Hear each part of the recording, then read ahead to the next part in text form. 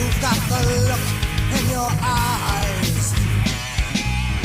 You're on a mission, burning ambition. You've got your eyes on the prize. You've got to rise to the challenge. Show them what you got. Set them to take what's yours. You are kings now, curse of titans.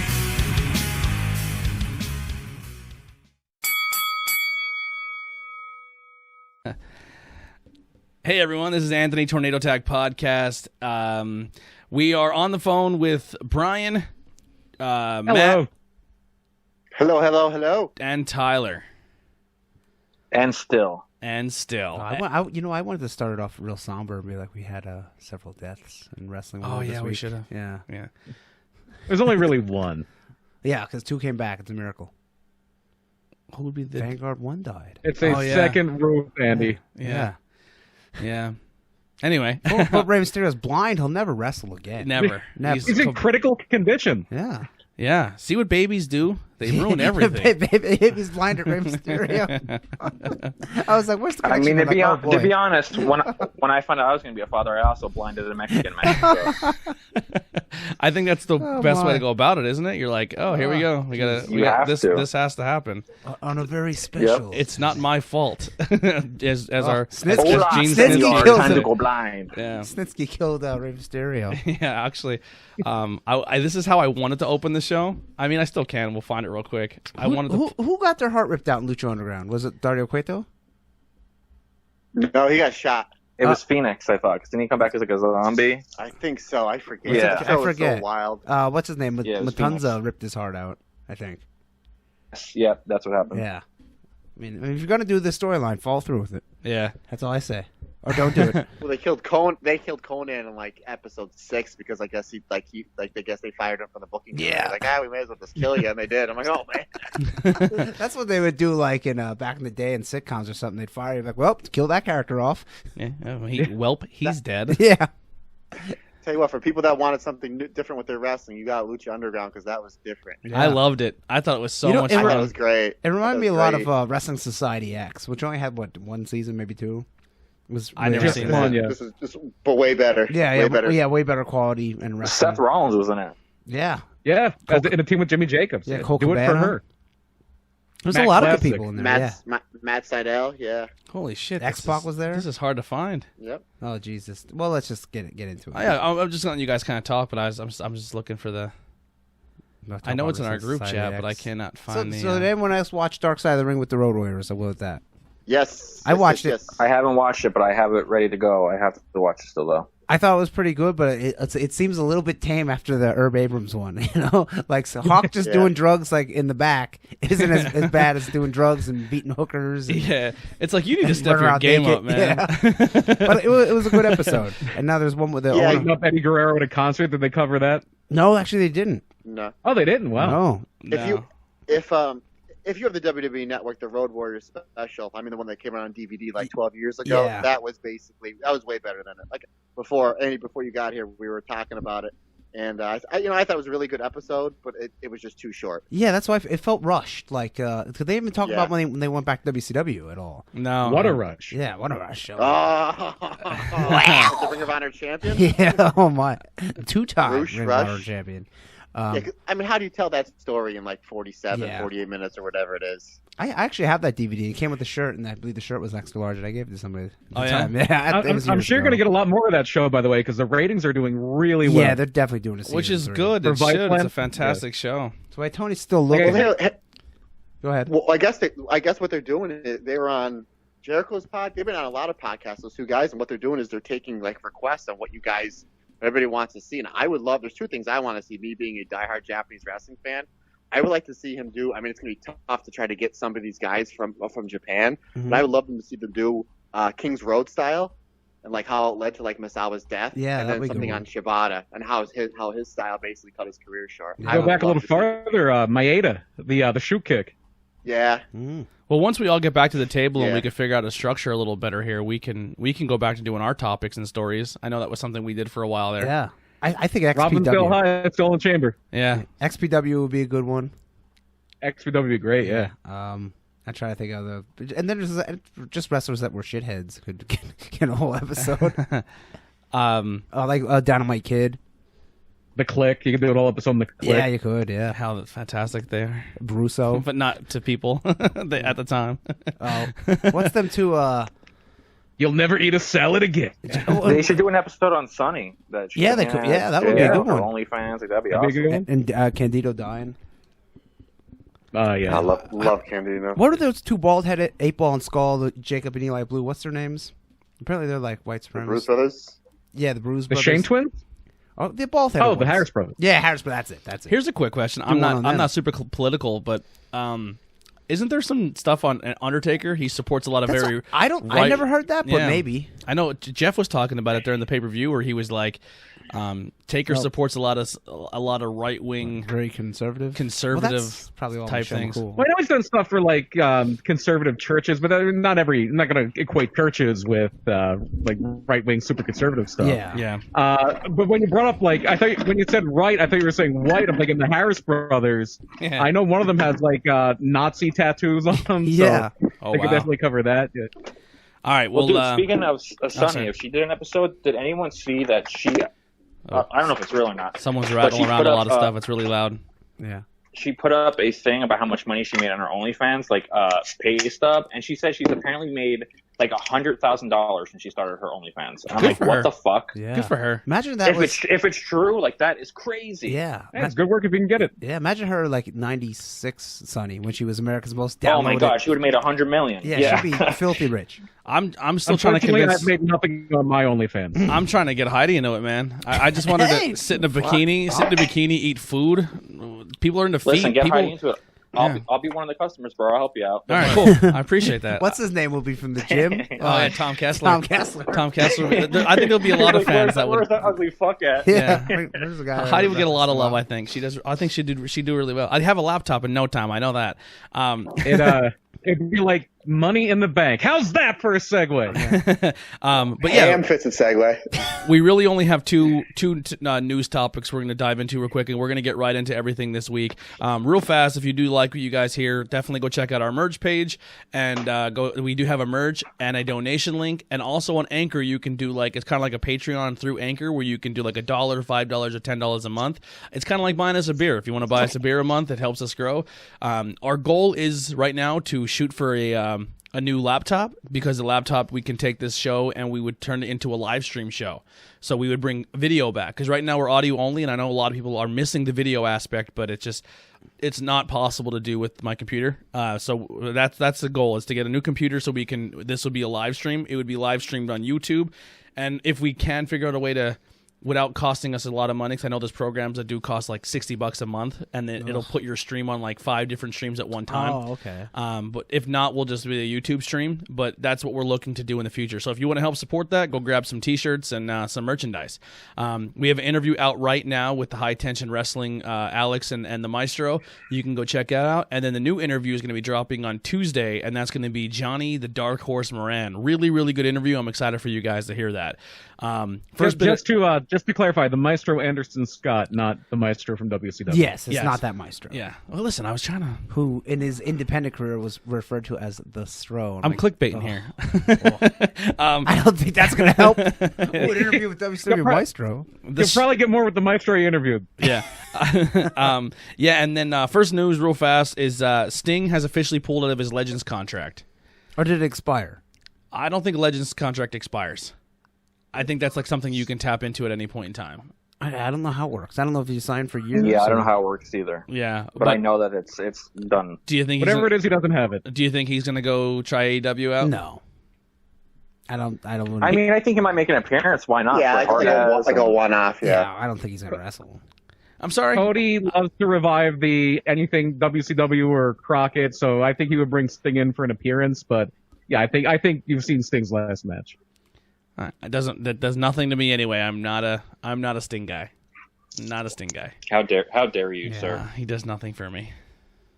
I liked him when he was the Stinger, but then every gimmick after that was just, hey, how can I rip off pop culture? You don't want to watch him in TNA, that's for sure. Yeah, I'll be the Joker this week. Oh, that was bad. Yeah.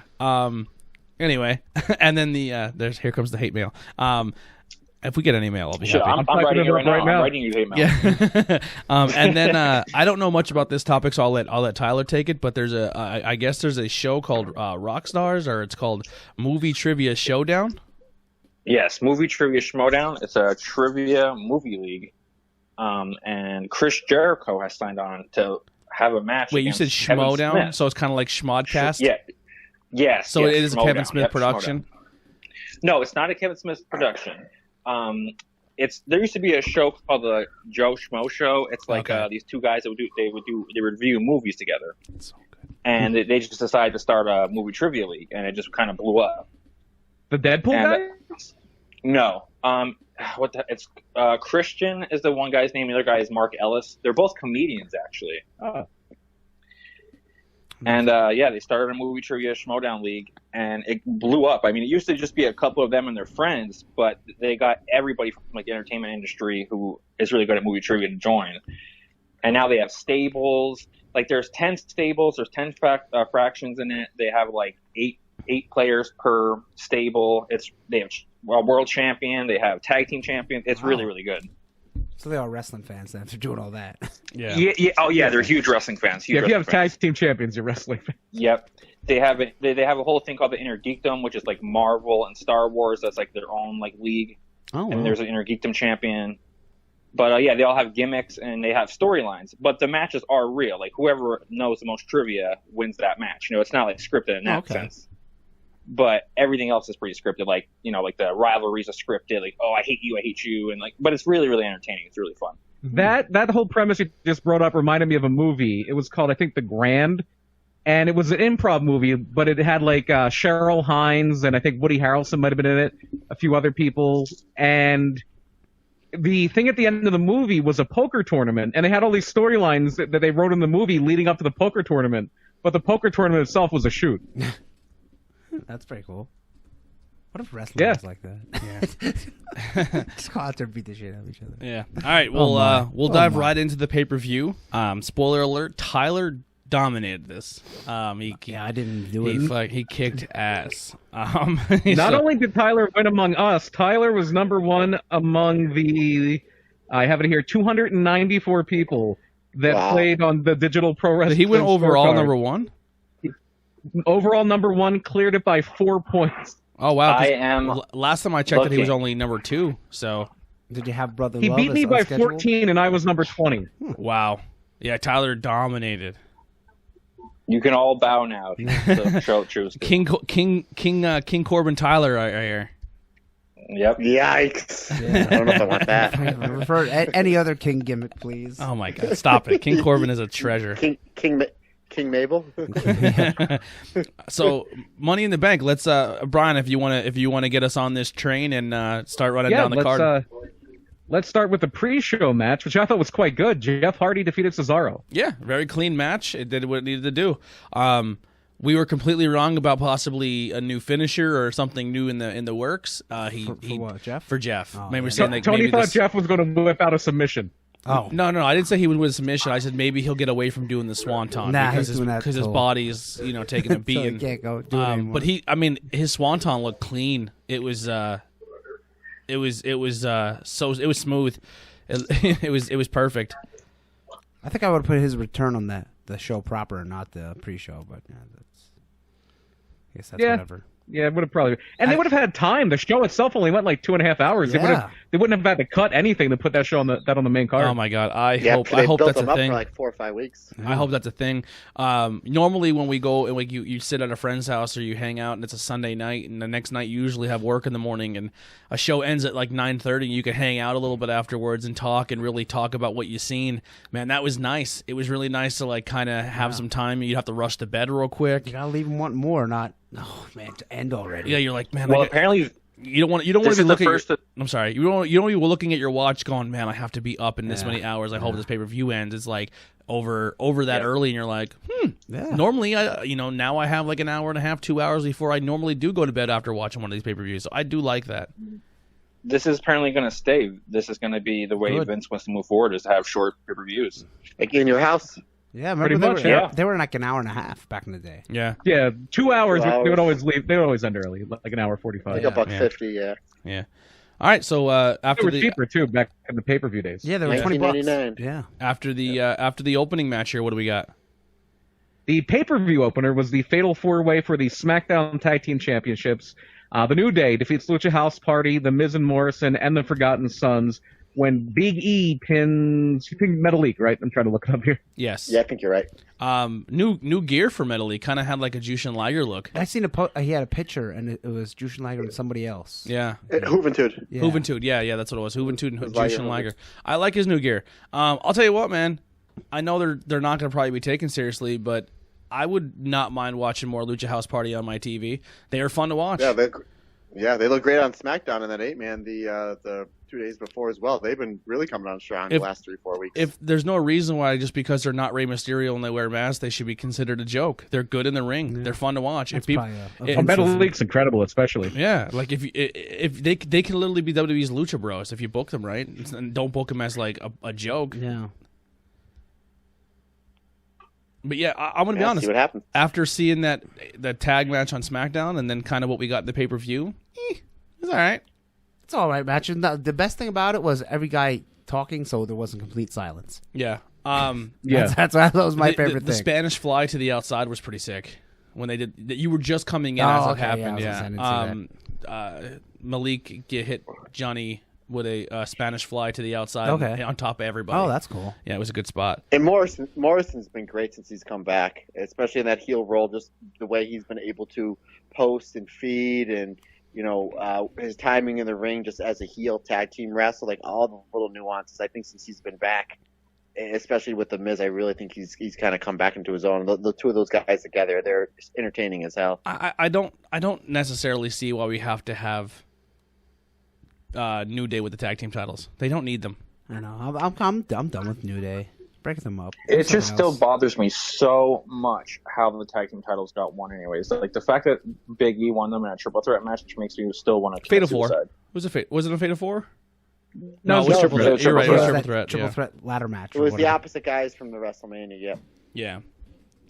Yeah, I don't know. I just think it would have been nice that could have been your time to maybe push Forgotten Sons, give them the belt, Oh, no. or push Lucha House Party and be like, holy shit, they snuck out of here with the belts. Like They should have just kept them on Miz and Morrison the whole time, I think. or just put back on Miz and Morrison. The New Day does not need titles around their waist to be relevant. They can literally do anything. I want It's- that Big E singles run. That's Yeah. what I want. Yeah. Yeah. See what happens. Fine Next with it either way. next match. By the way, as long as we talk about these empty arena shows and just there being noise, there was a thing today where Fox might be putting in like a CGI crowd and piped in noise to their football games. I wonder if that's coming to WWE. Oh, can you imagine what it would cost just to CGI a crowd into a football game? Maybe for you can do 3 hours. Maybe you can do holograms and like today we're joined by Tupac. He's in the. The Beatles It are would watching. It would finally be the opportunity for them to get Roman Reigns cheered and he's not there. Yikes. If they do that, I mean, that seems like a lot of work for You know not what, a lot though? of reward. I know this is jumping ahead, but man, the CGI work that AEW doing is fantastic. It almost like Clutch Adams there. Yeah. It was nuts. Yeah. It was crazy. We'll talk about more of that later on. They should do CGI to make it look like they're actually socially distancing. Yeah, maybe space them out a little bit. I don't care. Listen, I don't give two shits. Everyone's being tested. They all have Yeah. little wristbands on. That means they're good. Yeah, next match. Well, the next match was supposed to be R-Truth versus MVP, but swerve, it's actually Bobby Lashley versus R-Truth, and Bobby Lashley gets the win. Yeah, and R-Truth backstage then said, "Man, MPP looks great. He got really big." Yeah. Like he completely forgot who he was wrestling. I would have liked to see MP3 and R-Truth go a little bit, but Yeah, me too. But listen, if it keeps He got a R-Truth, little of a sick man the next night. yeah, if it keeps R-Truth on our TV every week, I don't understand how you don't keep that guy on TV. I know. He should be. They should be like, all right, here's how we're booking the matches. Where can we put R-Truth on the programming at all cost? He's entertaining. It did build towards putting MVP and Bobby Lashley together, though. So at least that's something. And they're getting Lashley ready for something too. So Yeah. Yeah. that's a real. It seems like they dropped the Yeah, Lana thing cold. Like they just. I think they that didn't they're going to mention it or have anything. MVP be Lashley's manager, just like in TNA, and that worked out then. So I think it could work out here. He could be his mouthpiece and he can just be the muscle. Yeah, it looks like he's starting to form a stable. He has the other two guys he kind of put Yep. together, and then we have Yep. Lashley. Yeah, maybe. Yeah, maybe The wrestling. rumors Apollo. Yeah, wrestling is maybe going to take a turn back to stables, which I'm kind of okay with. There was a point when Vince was really into that. Yeah. God damn, they're called factions, pal. Yeah, maybe we'll get some factions back. That's good shit. All right, next match. Next match was for the SmackDown Women's Championship, and Bayley successfully defends against Tamina. Too long. A little long. Yeah, too Yeah, long. too long. Tamina sucks, I'll say. It. Too long is there's a bigger problem. Tamina was in it. Yeah, that was she. I don't know how she didn't get that in that release block that they did on that Wednesday a couple weeks ago. I don't know. I don't see it. I don't see why you would pay her. Maybe she's got the dirt on Vince bailing her dad out. Yeah, maybe. You never know. I don't know. Bailey looked really tan. I'll say that. Yeah, she sure did. I was going to say that. Bailey had her tan game, and I thought Bailey, she was really entertaining in this match with the water and then yelling at Michael Cole. Yeah. I thought she made the most out of the situation. I didn't mind this match at all. Yeah, Bailey is Bailey. I think is quite underrated right now. Yeah, I think it went a little over 10 minutes, but it fell a little over 20. I'll tell you what, not a huge like fan. Bayley. Not a huge fan of her as maybe not so much maybe a person. I don't want to attack her on that level, but maybe as a character or just her in general as on TV. As not a huge Sasha Banks person. Like she doesn't really do it for me. But man, she looked good. She looked did. real good. It's like Did she come in and hit DDT then or something? her boobs almost fell out. Is what happened. One boobie, watch out. Yeah. But yeah, this match wasn't nothing to really. Nothing right home about. Next match, Brian. Universal title. Braun Strowman successfully defends against the Not Fiend Bray Wyatt. This one was another I one thought it was fun. Yeah, fun, but a little too long. Especially that end thing. That should have been much shorter. I don't know. Maybe The you public could have thing, I milked think, it was if really you had a fun. crowd, but there was no crowd to milk, so it felt really long. Yeah. At the end thing when Braun was wearing the mask. But other than that, the match wasn't bad. Yeah, it's hard to do those matches where you're kind of just doing a deliberate pace when there's no crowd. So I think that might have brought it down a little bit, but they did what they could. To me, for this match, it was kind of like I can understand why people were like, "This is stupid." Bray lost again. Like I know when we were watching it, Jeff was very like, "This is I cannot get behind Bray Wyatt if he keeps losing like this. Like it ruins his character." And then my counterpoint to that was, well, he's been losing as Bray Wyatt almost his entire career, but he's still very, very relevant. No matter if he loses, he finds a way to get you interested in his next match by his character building and his development. I would have felt that way if Braun beat the Fiend.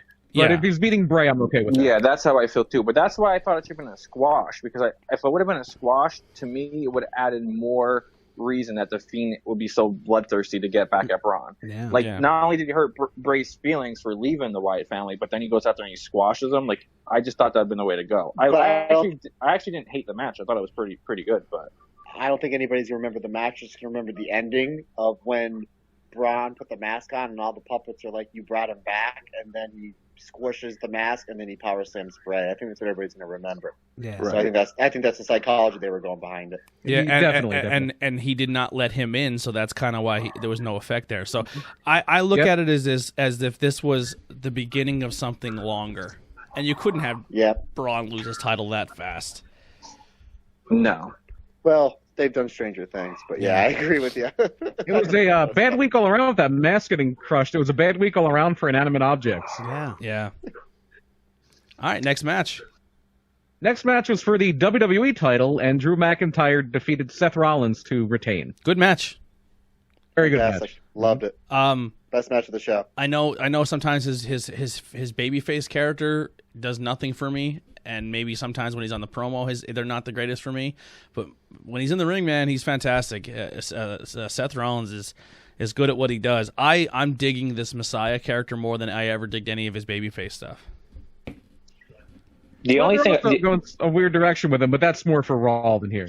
Yeah, the only thing I didn't like about the match, just because of the build-up, with Drew being like, "Listen, Seth, enough of your bullshit. Like, no one's buying into it," and everything else. And then at the very end, he like shakes his hand and thanks him for the match. I just thought that was a weird a weird moment. It did seem a little. I think they're off. going somewhere with. I think they're going somewhere with it though. Yeah, I think for Seth, I think Seth needs people to hate him, and that's what's driving this character for the most part. Like, I'm doing it for you, even though you don't like it, type deal. No, I thought the handshake is gonna be Drew's deal now. And then Drew was kind of he's like, gonna do that in everyone he wrestles. yeah, and it was kind of like The Drew. code of honor. Yeah. And Drew was kind of like, yeah, that could be the thing. That would make sense for Drew. yeah.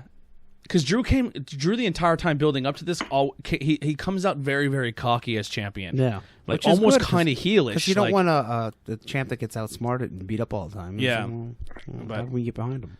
It was good for Drew. It was a good match for Drew to finally showcase him as a Yeah, champion. too bad there wasn't a crowd. Yeah. That's how I feel for Drew's whole title run. It was too bad there isn't a crowd. Yeah. Yeah. 'Cause I'd like to see He's if he- doing everything right. Yeah, if he generally is over. I mean, there's really no way to tell. I mean, I guess you could judge social media and if he's selling shirts, but I mean, you need people cheering. Then there was the R-Truth promo where he said that he's going to come out. He'd go after his baby, the 24/7 title, and he's going after that Tom Brady, that son of a bitch. Oh yeah, right. that was Yeah, really that was funny. pretty good. Gonna get that Tom Brady. Yeah. Hey, I mean, the 24 title's a joke, but Drew's a joke character, so why not just be entertaining? Yeah. No problem with that. Speaking of jokes, our main event is the Money in the Bank match. Holy shit, we're already there already. Well, it was a short, a short show. Yeah, short show. All right, going into this, I knew it was going to be wacky. it was exactly what I expected, and I was highly entertained. I enjoyed it. I liked it. Exactly. I Yeah. had a really good time with it. I mean, I was going in the- expecting a work rate match. I was like, this is going to be nonsense. Yeah. And We're for the never, most part, it was. For the most part, we are never ever going to get any of this stuff ever again. I mean, here and there, maybe the movie matches because they seem like they really like them. It's just going to be really hard to put a movie match Yeah. on when people are like, I'd rather it just be a full movie match than do that thing where they like it starts as a movie match and you watch it and then Yeah, they it end comes in to the the ring. build- yeah. And it's those are they're dumb. It's hard when and then you have a arena full of people sitting watching the screens. Yeah. Maybe like Yeah, the E. maybe when they do like the halftime heat things, like Okay, hey, yeah. go tune into our half, and that they could be movie matches now, like Yeah. it's something like that. But I'm taking it for what it is of what we're dealing with in society, and I'm digging it. I thought it was fun. Yeah, the E in WWE stands for entertainment, and I was highly sports entertained by this match. And it was almost like I'm not saying nobody did work hard, but you watch these ladder matches, and these guys were killing each other with bumps, and there really wasn't any bumps. It was just brawling. No. Yeah. The only thing I didn't like Like, is at the end when Asuka's climbing the ladder, Baron Corbin stops her for no apparent reason. Yeah, that was they the could both grab the title. That's exactly. That made I no was waiting sense. for my Absolutely no sense. I was waiting for I was waiting to say the same thing. I don't mind that it was cheesy. I don't mind that it was the match that was. But I mind when they just throw logic out the window and then it becomes moronic. That's what I hate. Because even if you're trying to have a funny match, it doesn't make sense when there's two briefcases and they're fighting. There's a man's briefcase and a woman's briefcase with an M and a W on it. But then they're fighting over a briefcase. Like, that was stupid. I Yeah. hated that part. Yeah, that part did ruin the rest for it, me though. Yeah, it didn't ruin it, but I mean, it's like, that made absolutely no sense. That part. No, did the make thing no that ruined sense. the rest of it for me was the ending for me because I absolutely hated that ending. I didn't. I think Otis winning was a huge mistake. A huge Yeah. mistake. And there's the thing, like Tyler won the predictions, but I think the real winner is Austin because nobody saw Otis We coming laughed but at him. we No. laughed at Austin. Yeah. We literally on this show, Austin's like, I don't know, man. The way I'm looking at it, the only way I honestly see anyone getting anything out of this and the Money in the Bank is to push somebody new that you've never seen before, Yeah. and it's Otis's time. And we were like, I've- it's funny, Yeah. but it's never going to happen, Austin. And he was 100%. I thought right. Alistair was such a no-brainer. I thought Alistair I was such a thought no-brainer. exactly. Either him or AJ, I had or AJ. AJ, and there was no other choice. I had so My two, I'm sorry. I said my real two favorite quick. parts of the I'm sorry. Go ahead. my two favorite parts in the match, and I don't know if it was just the camera angle, but is when Lacey Evans punched Carmelo Ooh. right in the throat. Yeah. I don't know what that was. I was like, holy jeez. And How about- then, oh, yeah. like, the majority of this match was brawling. Does anybody else really, really want to see an Aleister Black, Daniel Bryan match now? Because those Yeah. guys were laying into each other in the Yeah. hallways. Yeah. And Brian's spot with the ropes when he tied Corbin up in the ropes upstairs, that was pretty good. And Otis is going, yes, yes, Yeah. yes, And yes. then And he then he starts starts kicking Otis. He's going, no, no, no, no. And the only thing I called that got right was Brother Love. Brother here. Love coming out of the bathroom. Yeah. That's right. Going back to just spots, I thought for sure when they were doing the Oscar Corbin thing on the ladder that Corbin was getting the mist, but they couldn't do it because then Corbin went right from there to apparently murdering Aleister Black and Rey Mysterio. Yeah. Yeah, and then the next camera shot showed exactly where they went, and they clearly didn't go over. Yeah, anytime they did the drone shot, you could see that there was. Yeah, it wasn't the edge of the building. Yeah, which I'm like, okay, that adds to the goofiness. But I mean, if you're gonna do a murder angle, follow through with it. Yeah. I would say my favorite spots, kind of a small one. I thought the actual Money in the Bank breast. With Dana. Yeah, and then when she put the actual painting over her head, and then she strolled into the room Yes, with the she painting still still had it over her on. head. Dana Brooks slip and fall on the wet floor. That looked literally good, yeah. looked like she smashed her head on the ground.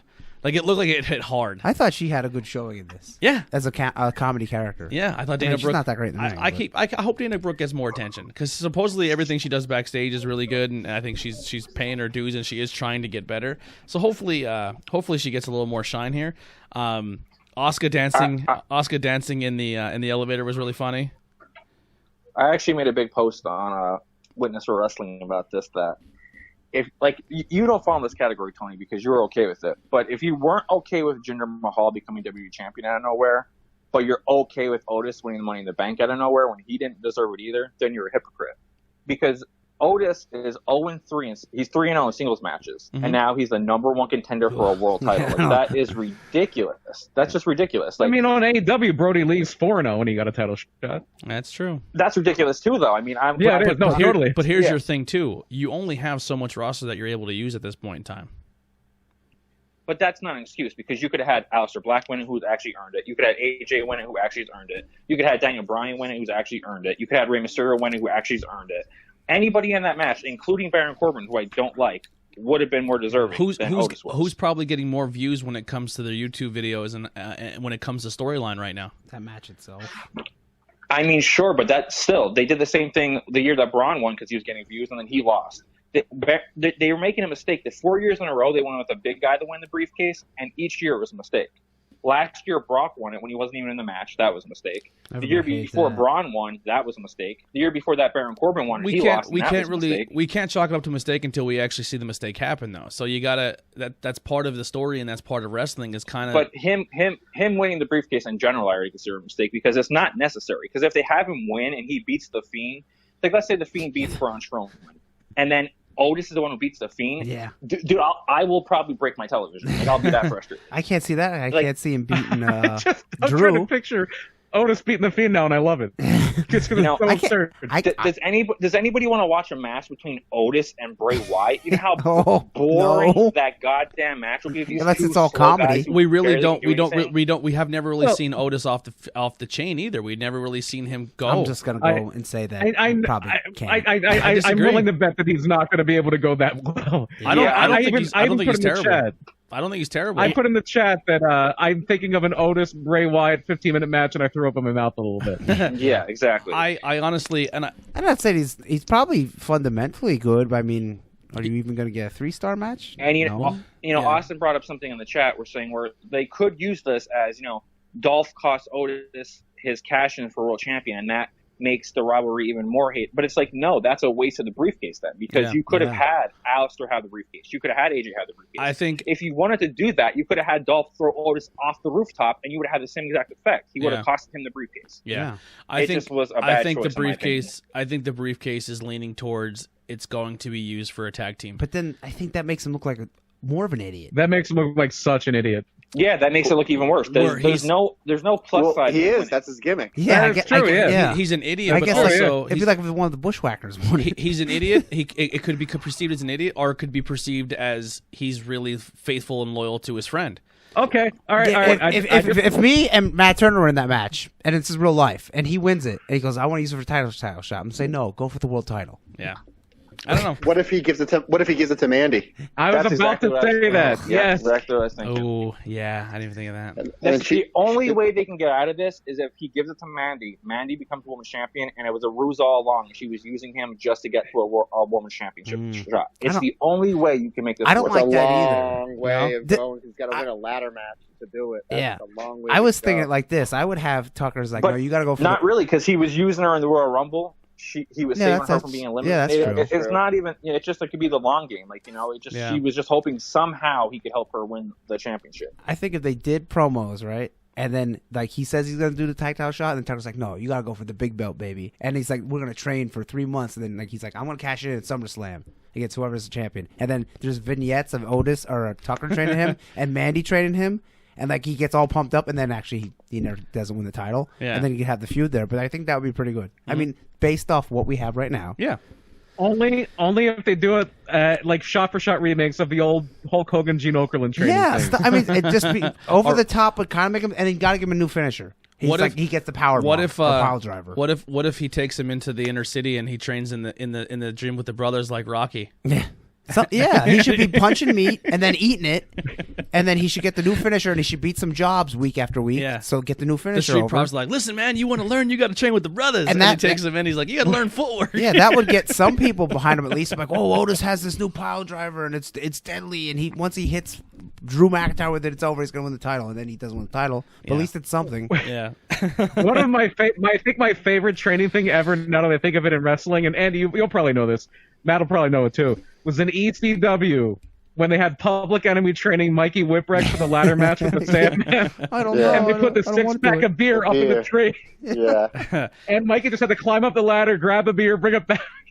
And by the Johnny end, Grunge. by the end, Mikey's exhausted and Johnny Grunge is drunk. Yeah. Because Rocco went out to get weapons, and he comes back, and everybody's just doubled over. Ugh. Now with the Heyman's a genius. with the women's side of things, Asuka went on to win the Money in the Bank. Yeah, I don't think anyone Yes. had a problem with that. Before Yeah. that, yeah. Yeah, that was fine. So deserving. That made me so happy. There was really nobody. As much as I hated Otis winning, that's how happy I was off. Yeah. Yeah. I would have been happy if Shane won too. I still think Yeah. with AJ now not winning Money in the Bank, Yeah. he's my pick for Royal Rumble.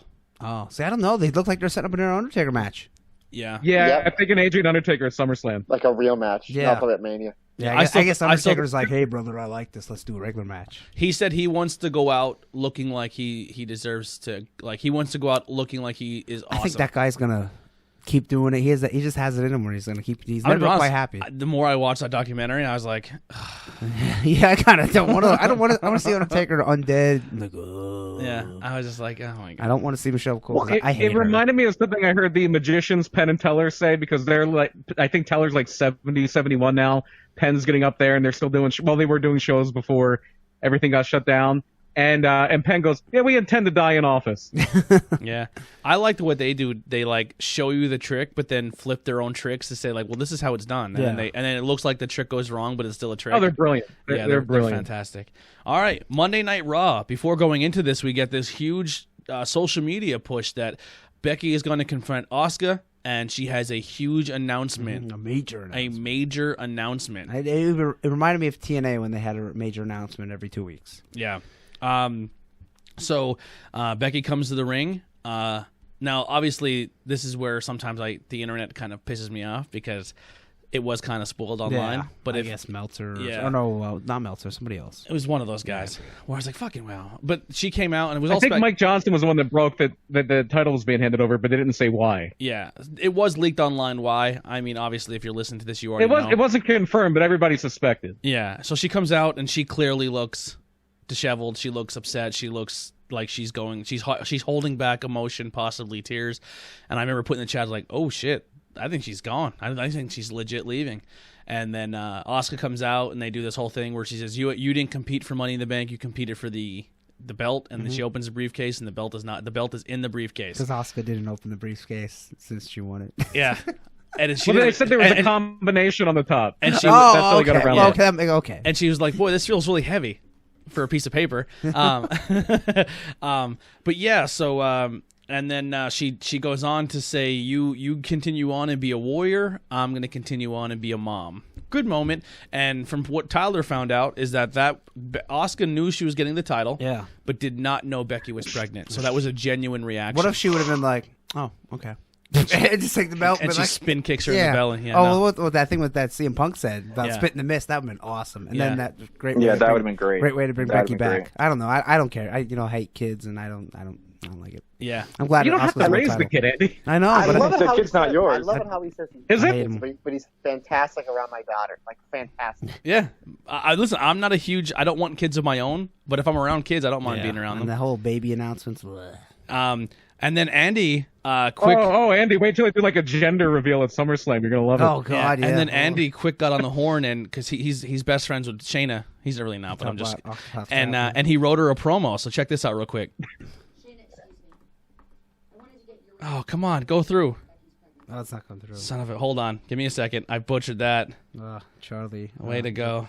Way to go, Tony. I don't like Charlie. No? No. Oh, I love Charlie. You're I mean, nuts. I mean, looks wise, I like her, but I don't like her talking wise. Shane, excuse She's me. not as good at that role as I Renee wanted to was. get- Not even Oh close. my God, no. Yeah. So here we go. He real- goes on that's another true. level. Here we go, real quick. This is Andy. Andy Quick wrote a promo for Baszler because we listened to this and we're like, "Holy cow! I think Andy wrote this." Shane, excuse me. I wanted to get your reaction to the news about Becky's pregnancy.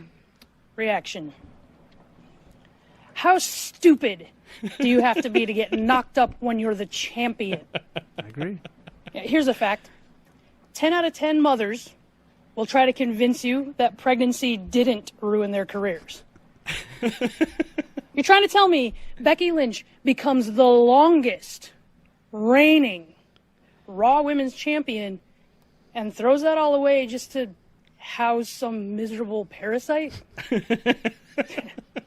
Thankless burden.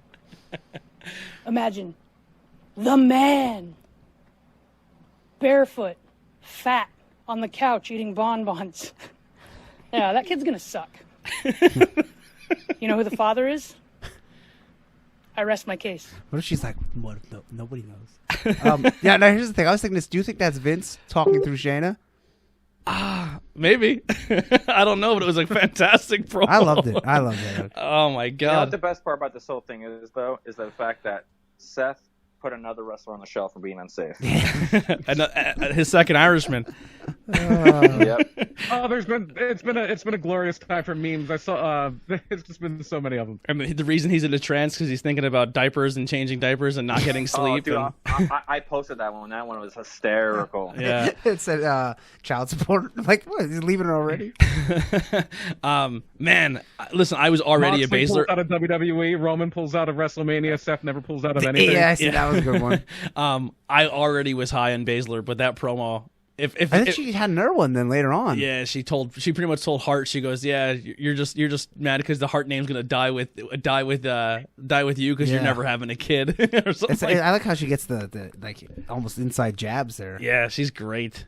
Great, I love her. She's great great. because she's so believable. That's like, what are you gonna do? Like, you really gonna get in her face? She should Yeah, murder the she- entire yeah. women's division. Yeah, she'll kill you. She will legit kill you. Awesome promo. I hope they make t-shirts that And says, then- "This kid's gonna suck." The brilliant part of that is who is the one person you can obviously if they met in a cage, Shayna's winning, but who can you logically buy as wild and crazy and tough enough to go one-on-one with her? Oh, it's the new women's champion, Asuka. Oscar, yeah. Yeah. Here's now. This Asuka, is who's done it all now. this. Yeah, she is literally In the WWE. the grandy woman champion. And no one's done all that, right? Not even Charlotte, right? No, not even close. Yeah, because Charlotte's never won Money in the Bank Money in the Bank Bailey, or the right? tag titles. or the tag titles. Bailey Bailey's never in won the the bank. Rumble. No, but Bailey's won the tag titles. The only thing Bailey Bailey hasn't hasn't done won the Rumble. She hasn't won the Rumble. The Rumble. So Asuka's the first one to solidify everything. Yeah. Now here's another thing too. We're talking about maybe jumping ahead a little bit, but like there's another championship open right now on SmackDown. The SmackDown Championship's open. You mean Intercontinental? Intercontinental on SmackDown. If Sheamus gets the Intercontinental, I could be wrong. I think he's. Yeah, he's a Grand I Slam. think he's the. Oh, really? He's done it all. He has every single Put on belt Sheamus, just on get Money that. in the Bank Okay. and Rumble Because that belt means And nothing. King of the right Ring. now. and King of the Ring. And King of the Ring, yeah. yeah. Great point. Yeah. So that'd That be. just pisses me off so much though that they're going to take the belt off Sammy when they just had Andrade get suspended and let him keep the title for 30 days. Yeah. They let Brock miss 3 weeks at a time when he's champion. It's no big deal. But Sammy doesn't want to compete during the coronavirus, and it's like, well, we got to take the belt off you, Sammy. Sorry. It's Like, you know how they keep say going on here. there's no hard feelings if you don't want to come in? I'm like, yeah, there is. Well, Yeah, there's your well, they're hard doing feelings right they're there. doing an interim thing for the 205 championship. Why Yeah. can't you do an interim? But Devlin literally can't come to the country. He Yeah. can't come from Ireland to the United States. I guess Sammy could get here if he wanted to, and that's the difference. Yeah. Yeah. It's still BS. Still, I mean, still it is. No, I it's agree. just ridiculous. Yeah. But like, I fully expect that the finals of the tournament is going to be Sheamus and Jeff, and Sheamus will win it. And maybe I'm alone here, I would use it. I think this is a great opportunity to make a new star, and I would have like that improbable run where Drew Gulak wins the IC title. Yeah. Now Cesaro. Exactly. I Cesaro. thought Post the Cesaro. rocket of Cesaro. Cesaro versus Sheamus because they started off as a huge, great Like rivalry. that's the finals. Yeah. Here's why I'd it be needs for to be that. Cesaro. Here's exactly why it needs to be Cesaro. Because Nakamura held it first, then Sammy held it, Yeah. and now Cesaro was the third one of the Artist Collective that could held it. I still And want when Sheamus Sammy to get it comes back- first. Sheamus has to get the belt first and then lose it to Cesaro. No, there's still time for Sheamus to get it. He can definitely get it. But Cesaro gets it first, and when Sammy comes back, Sammy expects Cesaro to just like lay down and let him be the champion again. Cesaro's like, no, dude, I'm not doing that. Like, it's mine now. Mm-hmm. And then you could have inner turmoil right there. You can even have a good Sammy Cesaro match. Like, oh, it'd be great. It'd be excellent.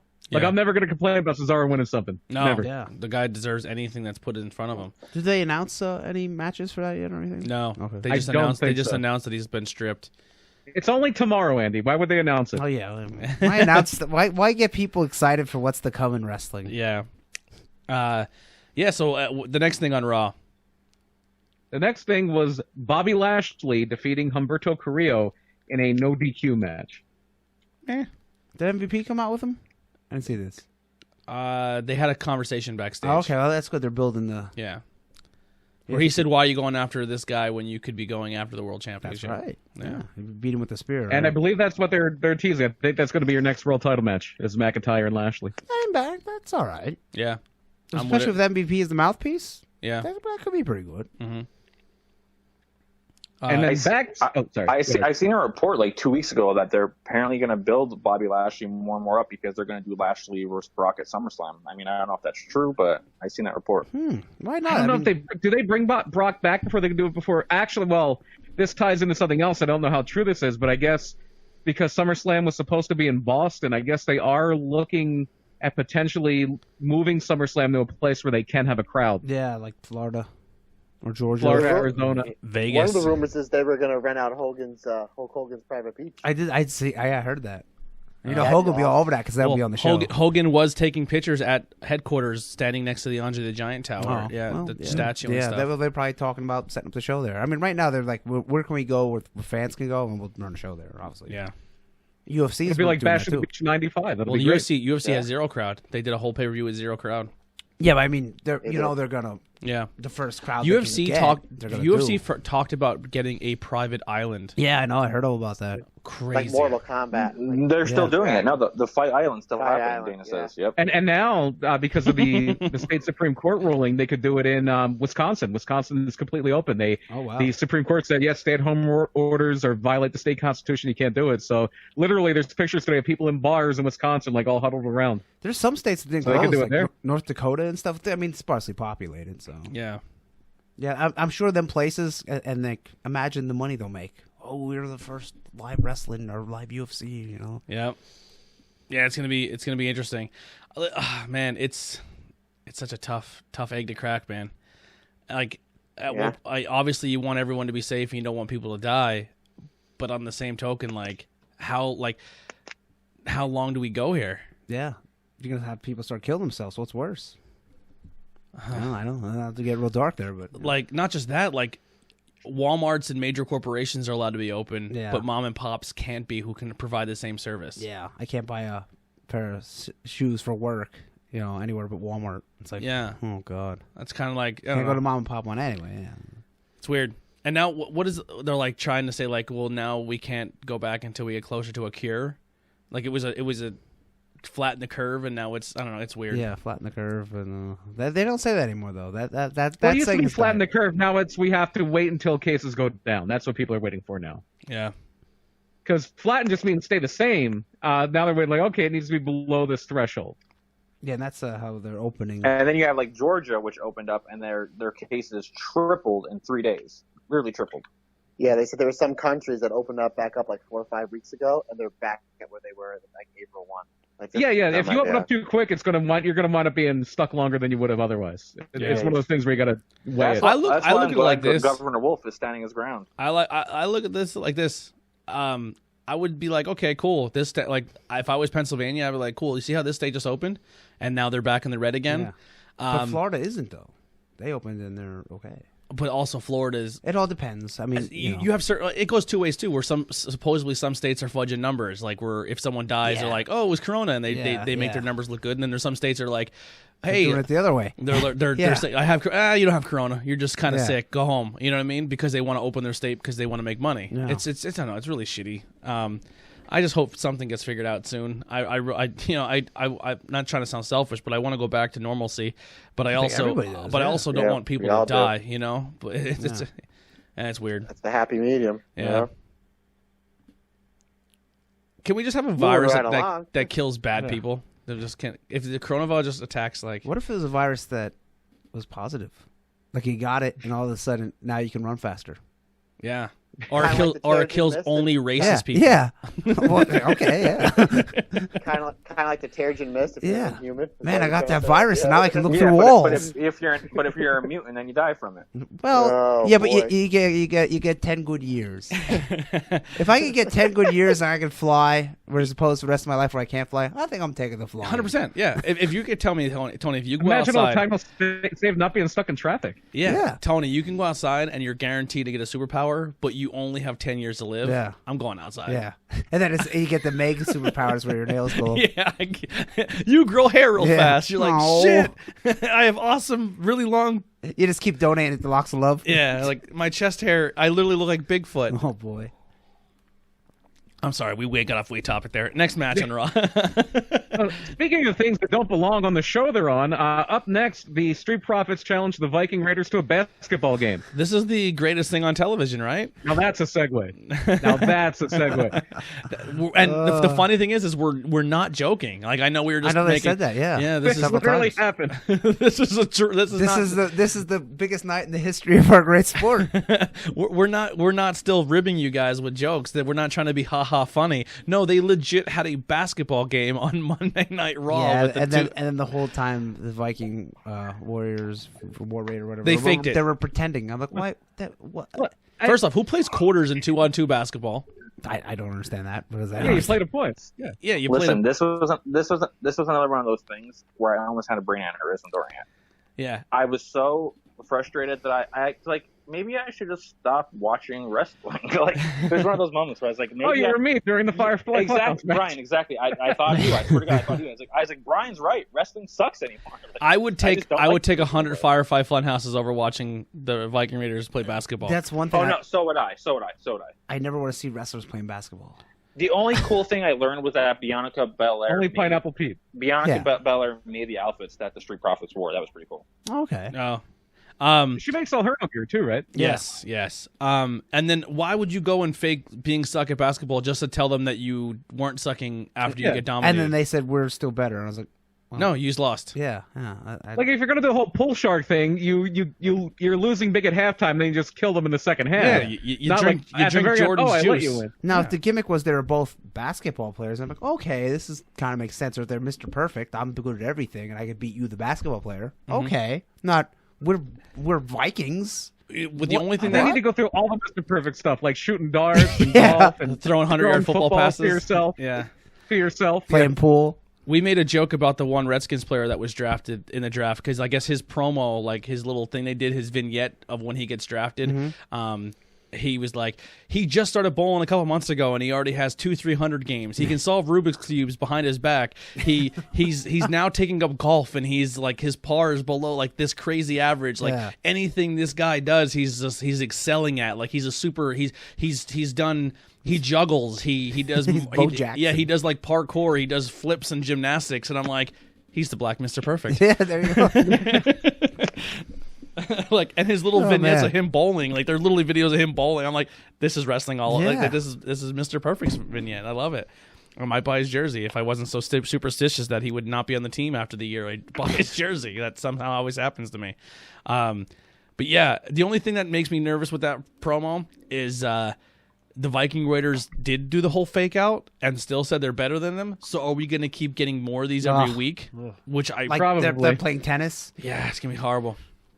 It seems like they're rotating. One week they're doing awful things with the Viking Raiders, and then the next week they're doing like, okay, they're just going to wrestle and beat people. Yeah, why Yeah. can't they just come out and just beat the hell out of people? Now are they going to challenge into something they're good at, like axe throwing or something? Yeah, shooting bows and arrows. Yeah. Well, they kind of brought that up in the very beginning.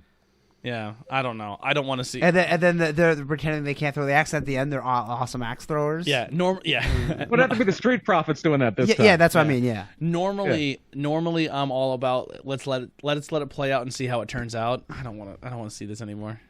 No. Just Just have them wrestle. That's fine. Yeah. Hey, at How- least they ain't doing the That's all you gotta Ryman driving to the show thing. That Yeah. was horrible. Well, maybe next week it's a rap battle. You know what? Like Being WWE, like I would not doubt it. Yeah, I can see like that. Conor McGregor said when he was mocking Khabib, let's wrestle, let's wrestle, let's wrestle. Yeah. I only said that, Tony, because I want somebody to hear this and offer me a job at WWE. He's like, God damn, that's a great idea, pal. This gets Brian on that guy. TTP. He What knows else some do you good got? shit. Put the world title on Baron Corbin. Whoa! that meme of the guy that throws out the window. Brian, how would you like to be Intercontinental Champion? Yeah. You're going to be our next Russo here. You're killing it. Bro. So the next thing was an argument backstage real between quick. Angel Garza. Could you Oh, imagine okay. Could you imagine sitting around the table and you have like one person's like, give the best idea ever. They're all just like, ill, and then one guy's like, I got it, basketball, and they're like, and Vince falls off his chair like.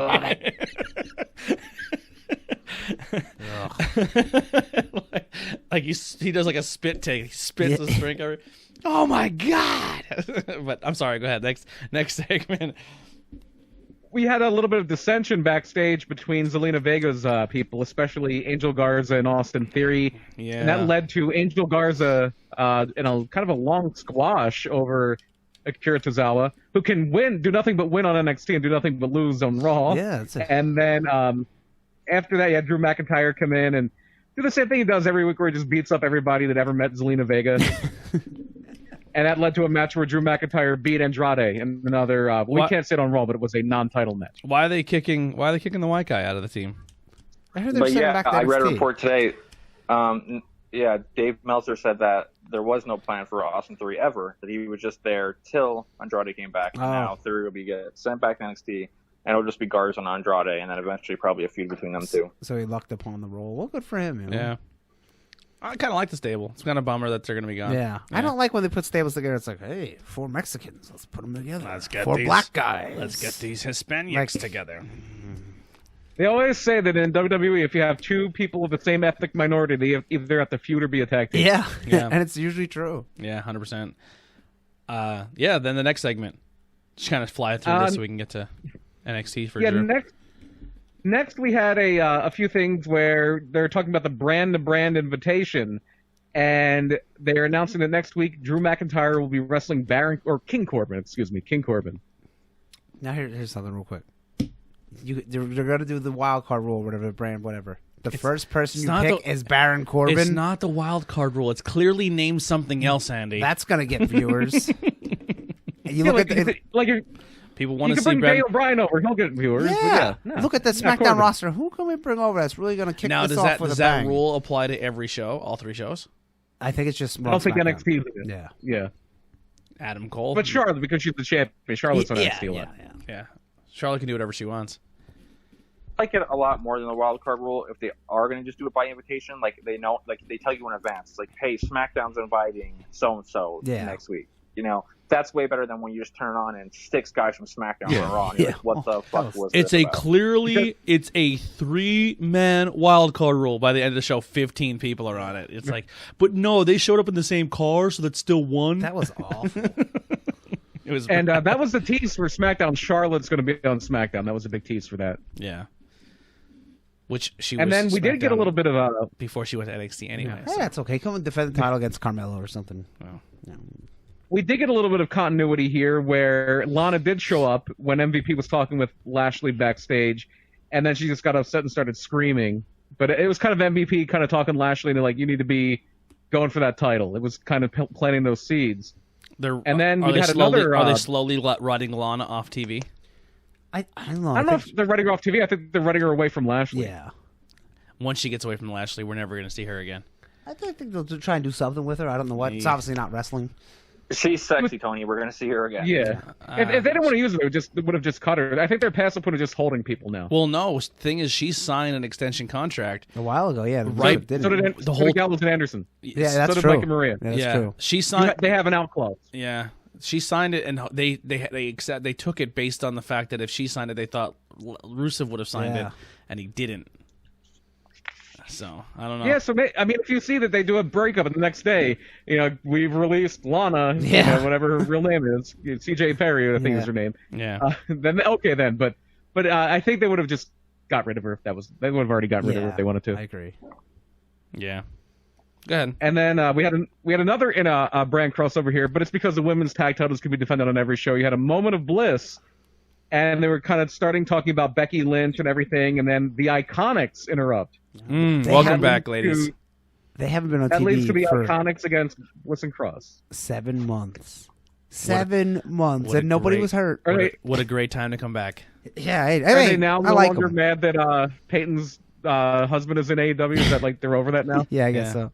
I mean, I like them. They're not the best in the ring. Peyton's a little bit better than They're Billy, entertaining. but they are very entertaining. They're very sports entertaining. Yeah. I am constantly entertained by the Iconics. Yeah. Yeah, and it freshens up the tag division for the women's, so I thought that was good. Billy Kay cracks me up. Billy Kay and Peyton She's Royce funny, yeah. cracks me up. They're funny. I like them. They're iconic. But you think 7 months off, you'd be like, hey, let's maybe train to wrestle and get a little better. I don't know. Yeah. Maybe coming. not. It'll Maybe if you're a happen. hot chick, you're like, eh. Here's a hot take Maybe question. they're just so smart at what they do, and they know it's their gimmick. They look bad on purpose. Yeah. Yeah. Go ahead. Brian. Here's a hot take question. I know, like, being a good wrestler is really up to you. It's up to the individual. Yeah. But is Lance Storm a good trainer? Yes. Oh my goodness. Look at it. Look at his resume. Are you Yeah. I serious? mean, but I'm just a good wrestler. no, his resume of people he's trained. he trained Peyton, right? Okay.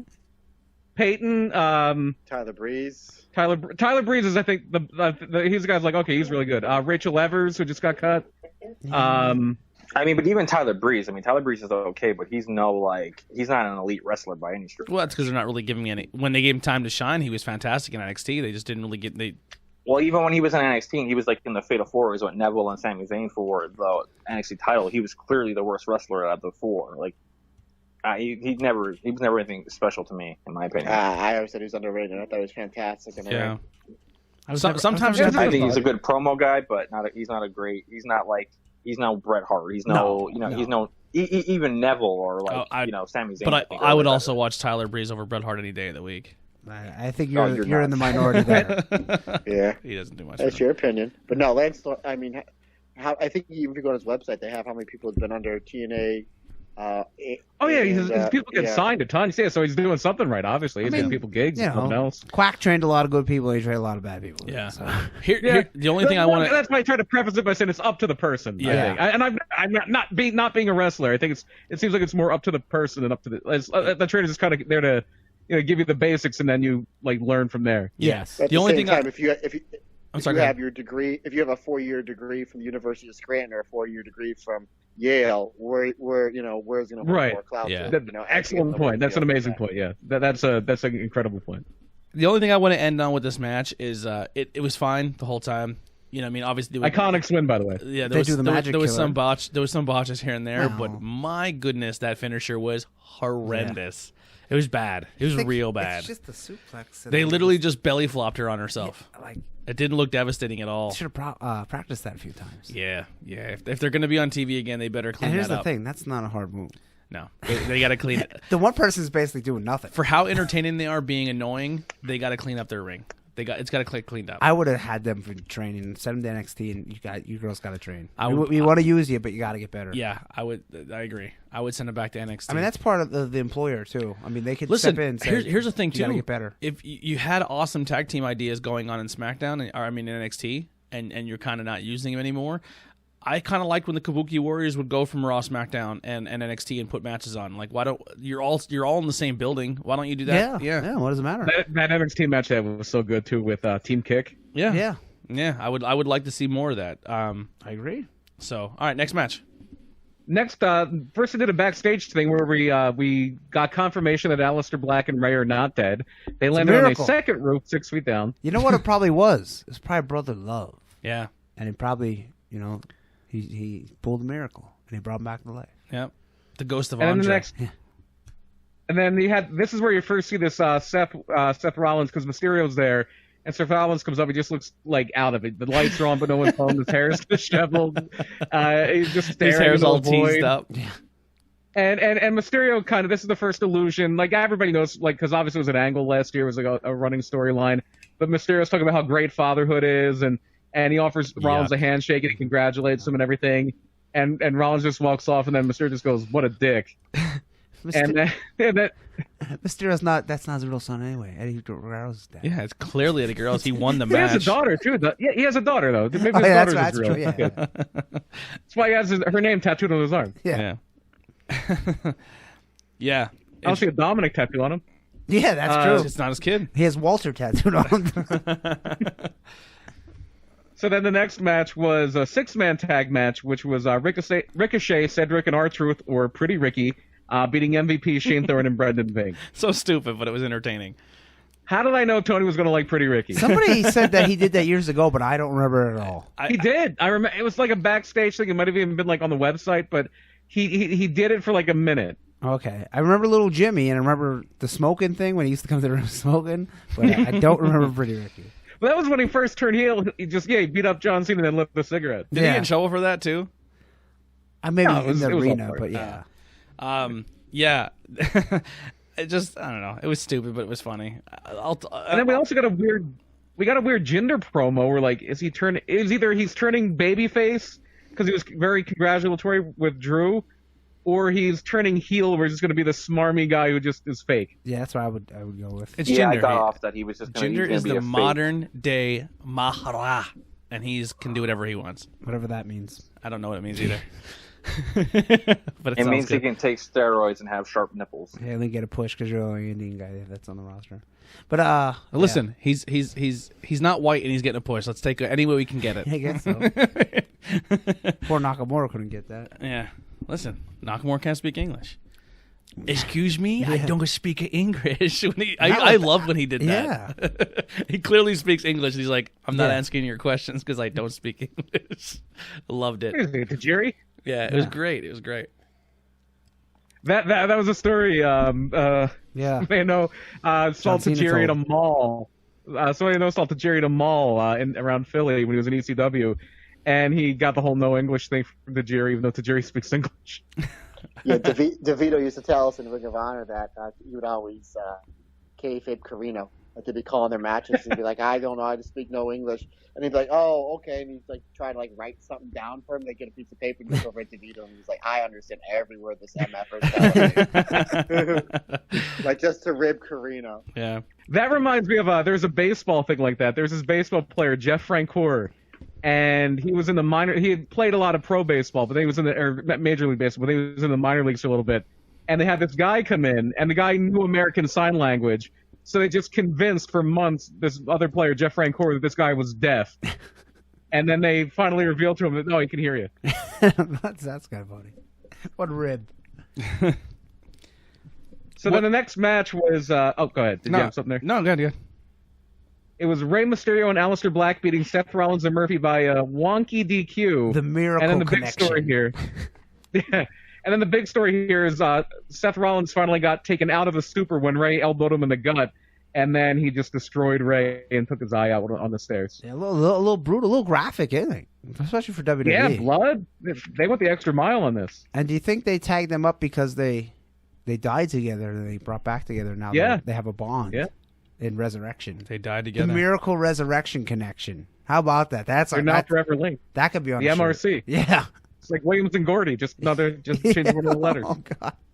I liked how he beat up Rey Mysterio. See where he's going with this whole thing. Where he's but I think if he goes this thing, do they mention Becky and the kid at all? I'd say no. Well, they already kind of mentioned it with Ray in the beginning. No, but I mean from now on. Like they do have a habit of just forgetting things, so you never know. Yeah, it's something because you can't be like, oh, he has a kid with Becky and we love Becky, but now he's killing people. Like maybe he has baby brain. Yeah, it happens. Yeah. I don't know. Yeah. smash his eye It's into it. a little interesting to see where he's going. Hey. Poor Ray's blind. He'll never wrestle. That's again. the best way to end the show because you're like, well, what's going to happen? I'm really next? digging the I'm digging the Seth gimmick, especially when like backstage. Then he acted like he had no idea what happened. He's like, "Listen, I don't know what's going on." He's like, "I'm sorry." Aleister Black. He's like, "I'm Yeah, sorry." he's like, I'm Yeah. sorry. I don't know what happened. He said sorry. Maybe- Well, here's the best part about this. He said sorry. He's like, I'm really sorry. And then Aleister Black swung on Murphy. Sadly, Ray will come out next week perfectly fine. And then He'll wear all an the eye patch. security around, Not all the even- security around Adam Pearce and all those guys. They're trying to break up Murphy and Aleister Black, and they just leave Ray with the guy who just tried to kill him. Yeah. He said he was sorry. Yeah, he didn't mean Well, it. yeah. Yeah. Maybe, and this is just me auditioning for WWE again. Maybe Seth Rollins has an evil twin, Ooh, and the story is going to be Ooh. which one is the father of Becky's kid. there you go. There you go. And the good one is the one that used his Messiah powers to resurrect Aleister Black and Rey Yes, Mysterio after they it died. all ties together. There we go. We're on to something. I already hear Vince calling us. The phones are going to be off the hook tonight, ladies and gentlemen. All right, that was Raw. Let's get into NXT. We I'm sorry. We still have a few things here. Oh, sorry. Shayna Baszler. We'll speed through it. Shayna Baszler beat Natalya, and it seemed like maybe Natalya was going heel. She was very frustrated at the end after she lost. She talks a lot of And then shit the main during event- during the banter in the ring. She talks as if she's a heel. Yeah, I think she's a little better as a heel. Yeah. And then the main event, it was a main event promo. Edge came out, basically said he was done with Orton. Orton comes out. Very stupid premise that they're going to go from a last man standing match to a regular match, but Orton sold it amazingly and made it make perfect sense. Yeah. It shows you these two I guys think are legends they want for to have a a reason. match in front of people, which you Yeah. can't blame them. They want to have a match for Yeah, people, and the angle is that listen, anyone can get a weapon and make a last man And I standing think match maybe they work. got I want to see if you can literally still have it in between the ropes. the backlash on that match that it was too long and a little boring. I think maybe that they're like, oh, we'll show you. You know, Yeah. like I'm interested. But are Listen, they? minus the basketball skit? Raw was not a bad show this week. No, I enjoyed it. It was much more. It felt more alive than it has in a long time. Yeah, during I this agree. at the arena thing. It has. Yeah, I'll tell you it what. wasn't, It has wasn't me a more. bad show. It has me more interested to go back and watch what happens next week on Raw. But one little thing with the Edge Orton thing, we were talking about this earlier. Are they doing the same angle with two different things where, oh, it's this huge gimmick match, and then we're going to have a regular match with this and then AJ and Undertaker? no, I don't know. Maybe. We're definitely getting Yeah, AJ I'm not Undertaker sure. again. I think that's gonna happen. Yeah, Yeah, I mean, it was teased our Money in the Bank. He was thrown in the room with the casket, and he's Maybe like- maybe that will be. and then he was watching the documentary. Yeah, I was gonna say maybe that would be a Barry Live match, but it makes no sense because the last one. I don't know.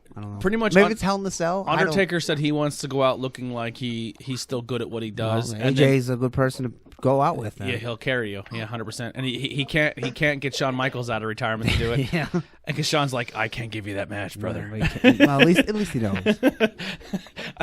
When Shawn finally agreed to do that Saudi Arabia show, and he was in the corner with Triple H, and he looked at him on camera and goes, "We're too old for this shit." Yeah, for a guy who left and came back 900 times, he definitely, when he did say he was actually done, he stuck to his guns for the Yeah. most part. Yeah. All right, so next was NXT. We're going to jump to NXT now, right? Yes. All right, so NXT started with Imperium winning the NXT tag titles over Matt Riddle and Timothy Thatcher when Riddle kind of got flung into Thatcher, and Thatcher got pissed because Riddle hit him, and then Imperium capitalized. And I enjoyed this match. I thought this match was quite good. That was excellent. Yeah. And by the way, the one thing I'm encouraged about with NXT, just looking at our group chat, I'm slowly winning people over Yeah. Morrow. on the Morrow hate bandwagon. Not hate, but it's a bit much. He talked over poor Beth Phoenix so much. He talks over everybody. Especially in this match. That poor girl couldn't get a word in. Here's the problem with That's Morrow. the whole thing. When, go ahead. Here's the thing with Morrow. When he's there, I think people are like, "Oh my God, Morrow's there." And then when he's not there, for maybe for a week or two, people are like, "Oh, this is not the same without Morrow." And then they keep listening to it without Morrow being there, and they're like, "I may like this better." Yes. And then he comes Let back the and hate flow through you. it comes. Let the hate flow he comes through back, and then it's just like, really, man? It was an arm drag. Calm down. It's one of those things where thing is with Morrow- sometimes when you Morrow- take your ball and go home, or you don't show up to work every single day, and people think you're a superstar at your job, and you're not there for a month, and then things go fine without you, and then you come back, it's like, man, we really didn't miss you that much. Like, you know what I mean? Like, you're not, you kind of lose your sparkle. I like Mario though, but sometimes he is a bit much. I think, he's fantastic. Mario's very passionate, and he's great how much he gets into it and how much knowledge he has of it. But the fact is, what Corey Gray said about him is 100% correct. He overtalks everybody. Yeah. And then if you bash him in any kind of way because he's mentally ill, then he takes it as like this kamikaze personal attack and it flips out. And now I have to be the guy that defends Morrow. A lot of the stepping over thing is because that him and Beth are not there. Yeah. Yeah, that is a big I guess part they're of it. recording it, but then that could be edited in post. Yeah. It seems like they're like, oh shit, Morrow has something to say at this point, and he's more important than Beth. Let's just drown her out. Yeah. That could be what's going on in commentary. Yeah, dude, I enjoy him. He's fun. When something does insane happen, he makes that moment better. Yeah. But he tries to capture lightning in a bottle at times when it's not needed. Yeah, sometimes. Yeah. But that's kind of the job of a commentator, to put things over and get things. I mean, you want to get people feeling, but yeah, sometimes it's a bit much. He gets people excited, that's for sure. Yeah. Next up, we had Tegan Knox beating Indy Hartwell, and then you also had a pre-tape of Rhea just kind of teasing that she wants to bring the title back to NXT. But that's okay. Yeah, I'm okay with that. We'll get that match. Interesting that she lost it just to come back as quick as she did. I would have stayed away a little longer. That's just me, though. Well, I'm sure they didn't have a plan. Now Io has to pretend she's hurt because Rhea's back. It's like, fuck, that sucks. I was kind of hoping more a little bit of Rio build. Well, that'll probably be the three that are going for the NXT Women's title, back and forth. Yeah. Pretty much. And then backstage we had Matt Riddle on a video chat with Regal, and he gets a match for later that night with Timothy Thatcher. After that, we had another interim Cruiserweight Championship tournament match where Jake Atlas beat Tony Nese to drop Tony Nese to 0-3. He's going out there putting great matches on, but he doesn't really need the title because he's already had it. So I kind of respect why he's being pushed this way. But his matches aren't. I mean, he's 0-3, but his matches don't suck. Didn't he beat Jack Gallagher? No. They're different groups. Gallagher lost to who did he lose to? Oh, Swerve. That's right. Yeah. pretty nice size. Oh yeah. Tony Nese is a good wrestler, but he really doesn't do much for me.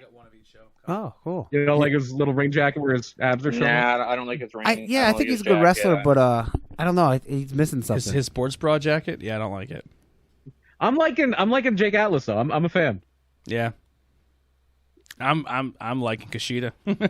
I was like, oh shit. Oh, of course, yeah, Kushida goes without saying. He's brand new to me. Then we had a few more vignettes. It was Undisputed Era doing their best bubbly bunch. You had a Karrion Kross Scarlett vignette, Dakota Kai and Raquel Gonzalez vignette, Swerve doing a little thing, kind of saying if you can't win a match, you should quit wrestling. So it seems like they might be doing a Tony Nese Swerve feud. Yeah. I think Scarlett's gonna be the star there, guys. What? I think Scarlett's gonna be the star. Like she's gonna outshine. Oh yeah. It'll be like Lana and Rusev at first. When everyone's trying to not the same, but when everyone's super into Lana and it's kind of overshadowing Rusev. I think that's what's gonna happen here. Maybe. I don't know. I disagree. I think he's gonna do his job in the ring. Different. But I do think it's good that they are pushing her as a manager because I don't think I think it's becoming an underused. I think the only people really doing it very well right now is her and Selena Vega. The only people really doing it. Oh no. Well, you can't do Scarlett's style of wrestling in the WWE. Yeah. Listen, I much rather them take a she's not girl that good. who maybe isn't the greatest wrestler, but she has personality and use her in a manager role. Yeah. I don't think because sometimes it kind of gets to the point where it's like, well, I don't want to just be a manager. I want to be a wrestler. Well, then you should work at it. Yeah. You know Get what I mean? better. Yeah. Like, here's the thing: you want to be a wrestler. People who are at this level work their ass off to get to this level and get good. I think this is the biggest place in the world. This is where the best people in the world should wrestle. Eve Marie backdoored them and came in with her looks and said she wanted to do backstage interviews, couldn't do it. Wanted to be a valet, couldn't do it. And then snuck in as a wrestler, and the fans were like, "No, F that." She was horrible. Yeah, like I mean, being hot will get you very far, but there's 1,000 hot girls that can actually wrestle. Yeah, 100%. So I just and it's the market now where like the entire women's indie scene has been bought up by everybody. Yeah. You know what I mean? Like you can't find a good match anywhere, and there's still ones out there who can replace you. You're not just because you're attractive. You better be good between the ropes. Yeah. And there's nothing wrong with being a manager, and that goes for guys too. They should bring more guys in who are managers. I like having managers. I think that they should always have managers. Nothing wrong with being a manager. Some of the greatest teams in history had managers. Yeah, especially when the wrestler is really good, a wrestler, but he can't talk. Put a manager with him. There you go. 100%. Yep. Or even a guy like Drake Maverick who they let go, and he's a good wrestler. I'm not trying to discount what he can do in the ring, but he's so tiny. Yeah. And he's an amazing manager. Yeah. Yeah, I agree. Yeah, 100%. Even Leo Rush. Leo Rush is a good wrestler, but he was annoying as a heel, and I loved it as a manager. Yeah, but he's a type of person that, like, if you're doing a 205 thing, Leo Rush should be a guy you put in your division, not a guy who you have standing at ringside doing. Well, nothing. for sure. I'm just saying he could do both. He could be on a 205 and wrestle, but he could be Bobby Lash's manager. Like, he could do great. Yeah. All right, next match. So the next big segment, the next segment was just them officially announcing that June 7th they're going to be doing NXT TakeOver in your house. Yeah, no, when they first said Steve Regal had the major announcement, but then he didn't do it, right? Yeah, they changed it over to... yeah, then later they announced he wasn't there. Oh, okay. I think the thing was, that was on the bump, the thing we put up on the page, where we said, oh, Regal's pregnant. That was Regal on the bump saying his announcement that there was going to be an announcement, and then there was another announcement that said DX was going to make the announcement. That's very TNA. Yeah. Yeah. I'm going to be honest. As a kid, I was I guess you would say a mark or a fan of sets, and I always thought In Your House set the house was is cool. Yeah, I liked it. They're gonna give away a house. Yeah, I always liked the house setup when they would come out. And you think they'll bring that back? They would come out the front door. Yeah, I hope so. You think they would have to? Yeah, They better. They have to. If it's just the performance center, but in your house, like they just call it, and then it's like, no. That's the thing that made In Your House. Yeah, was that entranceway. Yeah, they have to at least make one that looks similar. Or you have that giant thing, make it look like how house, like the door there. I don't know, something. You got to do something cool. Like I wish I know it's hard to do that, but maybe not do it all the time. But there's certain pay-per-views where you need like them where they have ladders set up everywhere for Money in the Bank make or it look TLC. a little bit different. Yeah, you got to have some type of set there. You can't just rely on LEDs and graphics that the people because at home they get stale. are the only ones who see. Thing, yeah. Like where they have the giant the dog, first... you know what I mean? Like when Roman Reigns comes out, like that's cool and everything, and it looks fine. But when you're a fan of like the '90s and those big sets were just really neat. You know what I mean? That's like one the thing first, WCW the first did In Your House had one of my favorite underrated matches of all time, which was Jeff Jarrett versus Shawn Michaels for the Intercontinental Championship. That was the second one. The second one. Oh, that was the second one. Okay. Yeah. That match was great. Yeah. There's also a match on that show where it's like I think it's the Roadie against X-Pac, and the Roadie does like a pile driver off the top rope. Like, whoa! That was the opener. That was the Wow, Jesus Christ! Second In Your House. Yeah. That could be a thing too. Before that pay-per-view comes out, maybe we can pick out like the best matches of In Your House. There's an In Your House DVD. Oh hell yeah! I think there's two actually. I know I have one for sure. We just gotta game plan a little better. Like in the chat, we got to game plan a little better and say exactly what we're gonna talk about on and because like, you know I said like going an hour and 45 minutes and then we're like, well, we're done. You know what I mean? Or maybe you just like But that's that's yeah, but or maybe just record a secondary interview where it's like tornado tag topic. Like I don't know, review. Yeah, or like after the show's over, we do like a secondary episode that we can put out later in the week. That's like our topic of the week. Or I have a bunch of TNA pay-per-views when it was good. I want to review one. And I have the DVD. We could all watch it. All right. Yeah, we'll figure something out. Like I'm not opposed for this show having three, like an interview section, a topic section, maybe not, and then have this show kind of just be about what happened this week. I'm not opposed to that. If you guys are willing to like sit a little longer or do another recording once or twice a week, like I don't ask you guys to do the interviews because it's a lot already, but like I'm not opposed to that. So and I know a lot of people like even with like Not Cool in high school, people miss the topics and people miss talking about what we're playing at the time. I got some feedback, so it's definitely something I want to explore again. Yeah, I'm definitely down to do the whole In Your House favorite matches idea because that'd be fun. Because there's so many In Your House matches that I love. And it just one that popped in my head because it's more of like I regret that I should have went to this show because it was local to me. Beware of God. It was In Your House Mind Game. Oh yes, I was there. Shawn Michaels Mankind. Yeah. Yeah, I went to that one. Yeah, Bulldog and Brett was December In Your House. Yeah. From the year prior. Yeah. So Brett bleeds like crazy. Yeah, he does. And that was nearby too. That was in Hershey. Yeah, that wasn't her. The hog pen match was at that show. Yep. All right, and Brian. Santa Claus. Oh yeah. The next thing for NXT here. The next thing was Cameron Grimes defeating Finn Balor when Damian Priest interfered, and Damian Priest also revealed himself as Finn Balor's attacker, which is great. Does I nothing guess. for me. Yeah. I got no- what I a, totally what a disagree. stinker that was. I'm real excited for this feud because I think Priest is getting really, really good, and Balor's one of the best wrestlers in the world. So I'm super pumped to see where they go with this. Wow. He's the opposite. I think don't like, I like Balor. I think the only one in the chat that likes him so far has been Matt. yeah, I don't like Yeah. Damian Priest at all. Yeah. Yeah, I'm not a fan of his either. I mean, we'll see. We'll see what happens, I guess. I feel like he's like a Forever 21 Baron Corbin. I think he's better than Baron Corbin. I like Baron Corbin, so I don't know. I'm weird. Well, there's a match. I like Baron Corbin more as a heel, getting over as a heel, than I think this guy has the personality. He has that really deep So, Scottie Pippen voice. He does have a deep voice. Go ahead. The next segment here, the next match. Next was a yet another match in the Cruiserweight Championship tournament. Was Jack Gallagher, who was already pretty much eliminated, playing the spoiler, beating Isaiah Swerve Scott, and both of them are now at 1 and 2, and so it looks like that group. I forget the groups. Is that group now down to like basically Kushida and Drake? Yeah. I'm not sure. Yeah, so Drake beats Kushida next week. They'll be tied, but Drake will win the tiebreaker, which I think that's what's going to happen. Yeah, it seems like it might. Crazy. Kushida. I don't see how you don't put the belt on Kushida here, but it is what it is. It's WWE. No, he's by far the best guy, but Oh yeah. they never really do it that way. So Yeah. Then the next match was Caden Carter beat Aaliyah by submission. I thought Aaliyah got released. No. Caden Carter keeps getting better every time she's on TV. She maximizes her minutes, so good for her. She's the Yeah. one with the real long dreads, right? The black girl with the crazy Yep. contract. yeah, she yeah, has, I like her. She's really Yeah. pretty. She was Lacey Lane. Yeah, she's super. Yeah. Like, Yeah. you look at her, and I mean, her contacts help because Yeah. it draws you closer to her She has face. a good look. She looks like a Mortal Kombat character. Yeah, she looks really good. She's awesome looking. And then the story here was Aaliyah was doing really well, and then Robert Stone came out, and that kind of distracted Aaliyah, and then she lost. I don't know. For some reason, I hate him. Yeah, Robert Stone's doing nothing for me either. His His gimmick is face, doing nothing. even when he was Robbie E, and I was on some He's shows doing with his him, job. I was just He's like, doing his job. I hate him as a person. Yeah. When he's just sitting there. I like the girl he's managing. Not the greatest in the Oh, ring, yeah, but she's Chelsea attractive. Green. Yeah, Chelsea Oh Green. yeah, I like her. Yeah, I like Aaliyah too. I think Aaliyah's cute.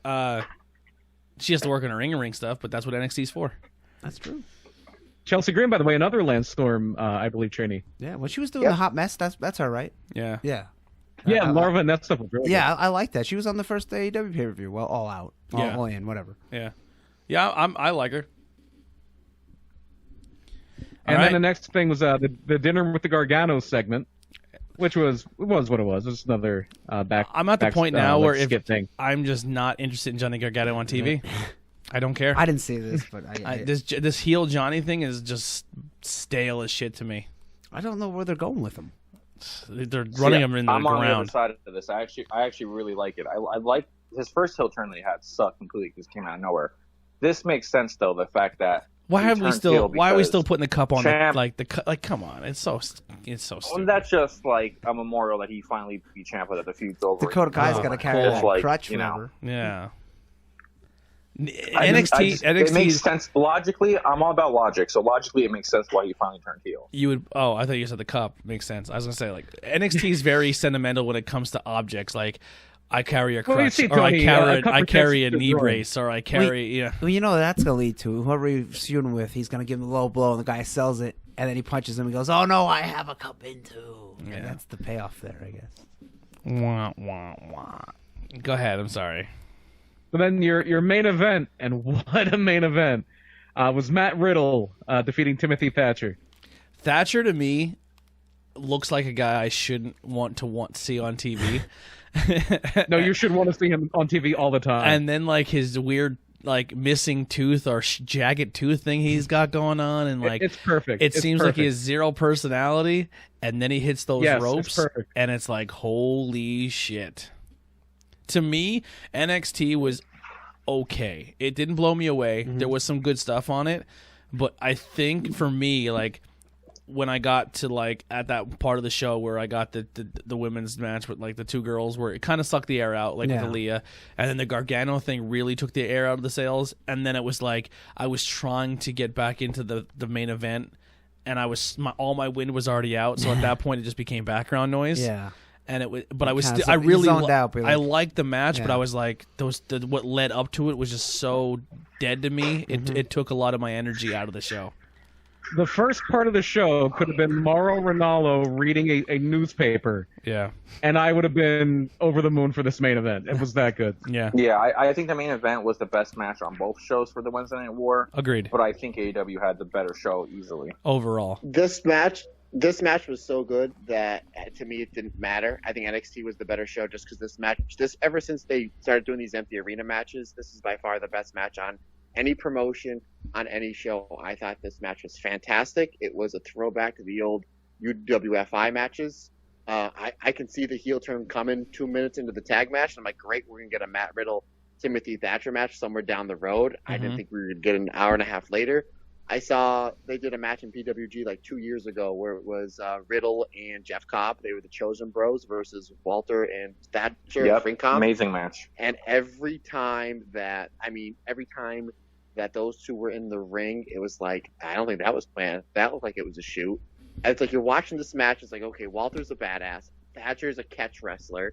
And Jeff Cobb was in the Olympics, but the biggest badass of the four of those guys, if it got into a real fight, would be Riddle, and he's the smallest one of the four. yeah, And I thought Thatcher was going to win. I was hoping he was going to win, so it set up a feud. But it did set up a feud because Riddle basically gets like a fluke win, and then I'm like, oh, there's 2 minutes left on my DVR. I hope Thatcher attacks him afterwards, and then he goes right, he gives him the single arm DDT and goes right back to the Fujiwara armbar. So I'm hoping at the In Your House thing, they do like a blood sport match or like a submission That'd be match or cool. something Yeah. like that. I Yeah. just hope they set up the stable that they have in progress with Walter, Thatcher, and the other guy that's the tag champ right now. What the hell's his name? Yes. Marcel Bartel, yeah. Yes. Yeah, I mean, who knows? But I'm just really glad that they're going to be doing a feud off this, because this match was everything that I enjoy in wrestling. It was hard hitting. It was believable. The timing was there. As a pro wrestler, there's matches that I watch. I'm like, how much of this match do they call in the ring, and how much of this stuff do they call backstage? I think they were like, here's where we're going with the finish. We have 8 to 10 minutes. We'll see you out there, and like that was it. the thing with Riddle too is you'll put him in a match, and if you're not a Riddle fan, right? Like if you never watched anything with him on the indie scene, or you didn't know he was a mixed martial artist, and you just see this long-haired hippie-looking dude who comes out super arrogant, and everything about his face and his look and his demeanor is like, I want to hate this guy. And then you put him in a match with anyone, and by the end of the match, you're like, holy fuck, this kid is so good. You know what I mean? Like, He's so likable. Like his stuff on the indies, he does it sometimes in NXT, but he would take longer in the indies, especially when he's involved, like to literally fist bump everybody in the crowd and give him a hug and give him and do selfies. Like we've seen. Well, last year my wife took me to an NXT house show, and he wrestled Roderick Strong, and he literally took selfies on the way to the ring and on the way back. I did about 50 of them. Yeah, he's just so likable. I mean, I wouldn't have taken it if it would have been offered to me, because I would have. I mean, it would have been hard not to take it. But like when we were at SmackDown house show, AJ walked straight up to where I was, and he had his gloves, and then he turned. I kind of like made eye contact, and I kind of give him like the head nod, like there was a kid right next to me. The kid, And AJ didn't need my head nod, but he was 100% going to the kid. But I was like, I was that close to possibly getting some AJ gloves. Like that's a cool thing that Riddle does, and at house shows where you're saying like he'll go up and show love to every member of the audience. AJ's really good with that as well. But like, yeah, man. And then like you can put him in a match where personality wise they're polar opposites of what you think they are, like the dude bro versus like the serious guy, or the dude bro versus like the killer, and somehow Matt Riddle just finds a way to take that character and blend it with any opponent he's in the ring with. Like he's just so talented. Yeah. He's so good. But I was going to say one last thing, then I got to get off here because it's getting a little bit late. Yep, no problem. Go out. If you guys haven't seen this match, go everywhere to see it. If you've seen it, go and watch it again, because I thought it was fantastic, and I can't wait to see where this goes. But personally, I hope at the In Your House they take the ropes off and they do a blood sport match. Yeah. Now, That'd be do you amazing. think we'll also get because obviously he didn't just cost Matt Riddle the belts, he cost Pete Dunne. Do you think you get Pete Dunne Thatcher too? Yep, and then hopefully hope so. hopefully maybe they bring Imperium in, and then they don't. And Walter still has the feud going on with Finn Balor, so hopefully when the gates open up, there's a whole bunch of different ways you can go with this. Can you lead to like a War Games at some point in time where you throw all of them in a big giant cage and kill each other?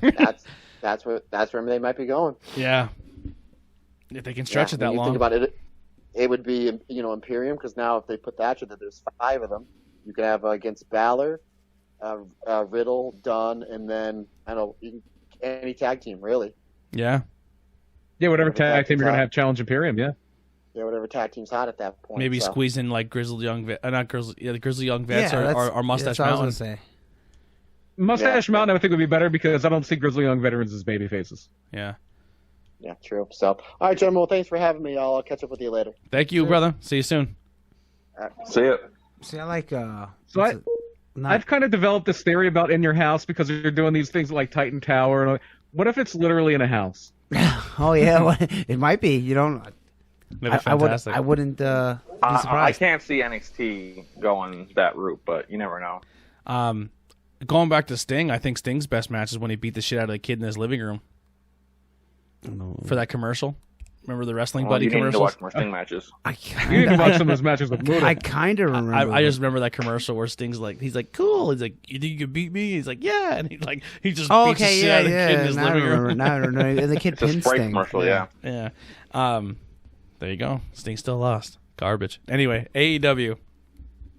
AEW Dynamite in front of a capacity crowd.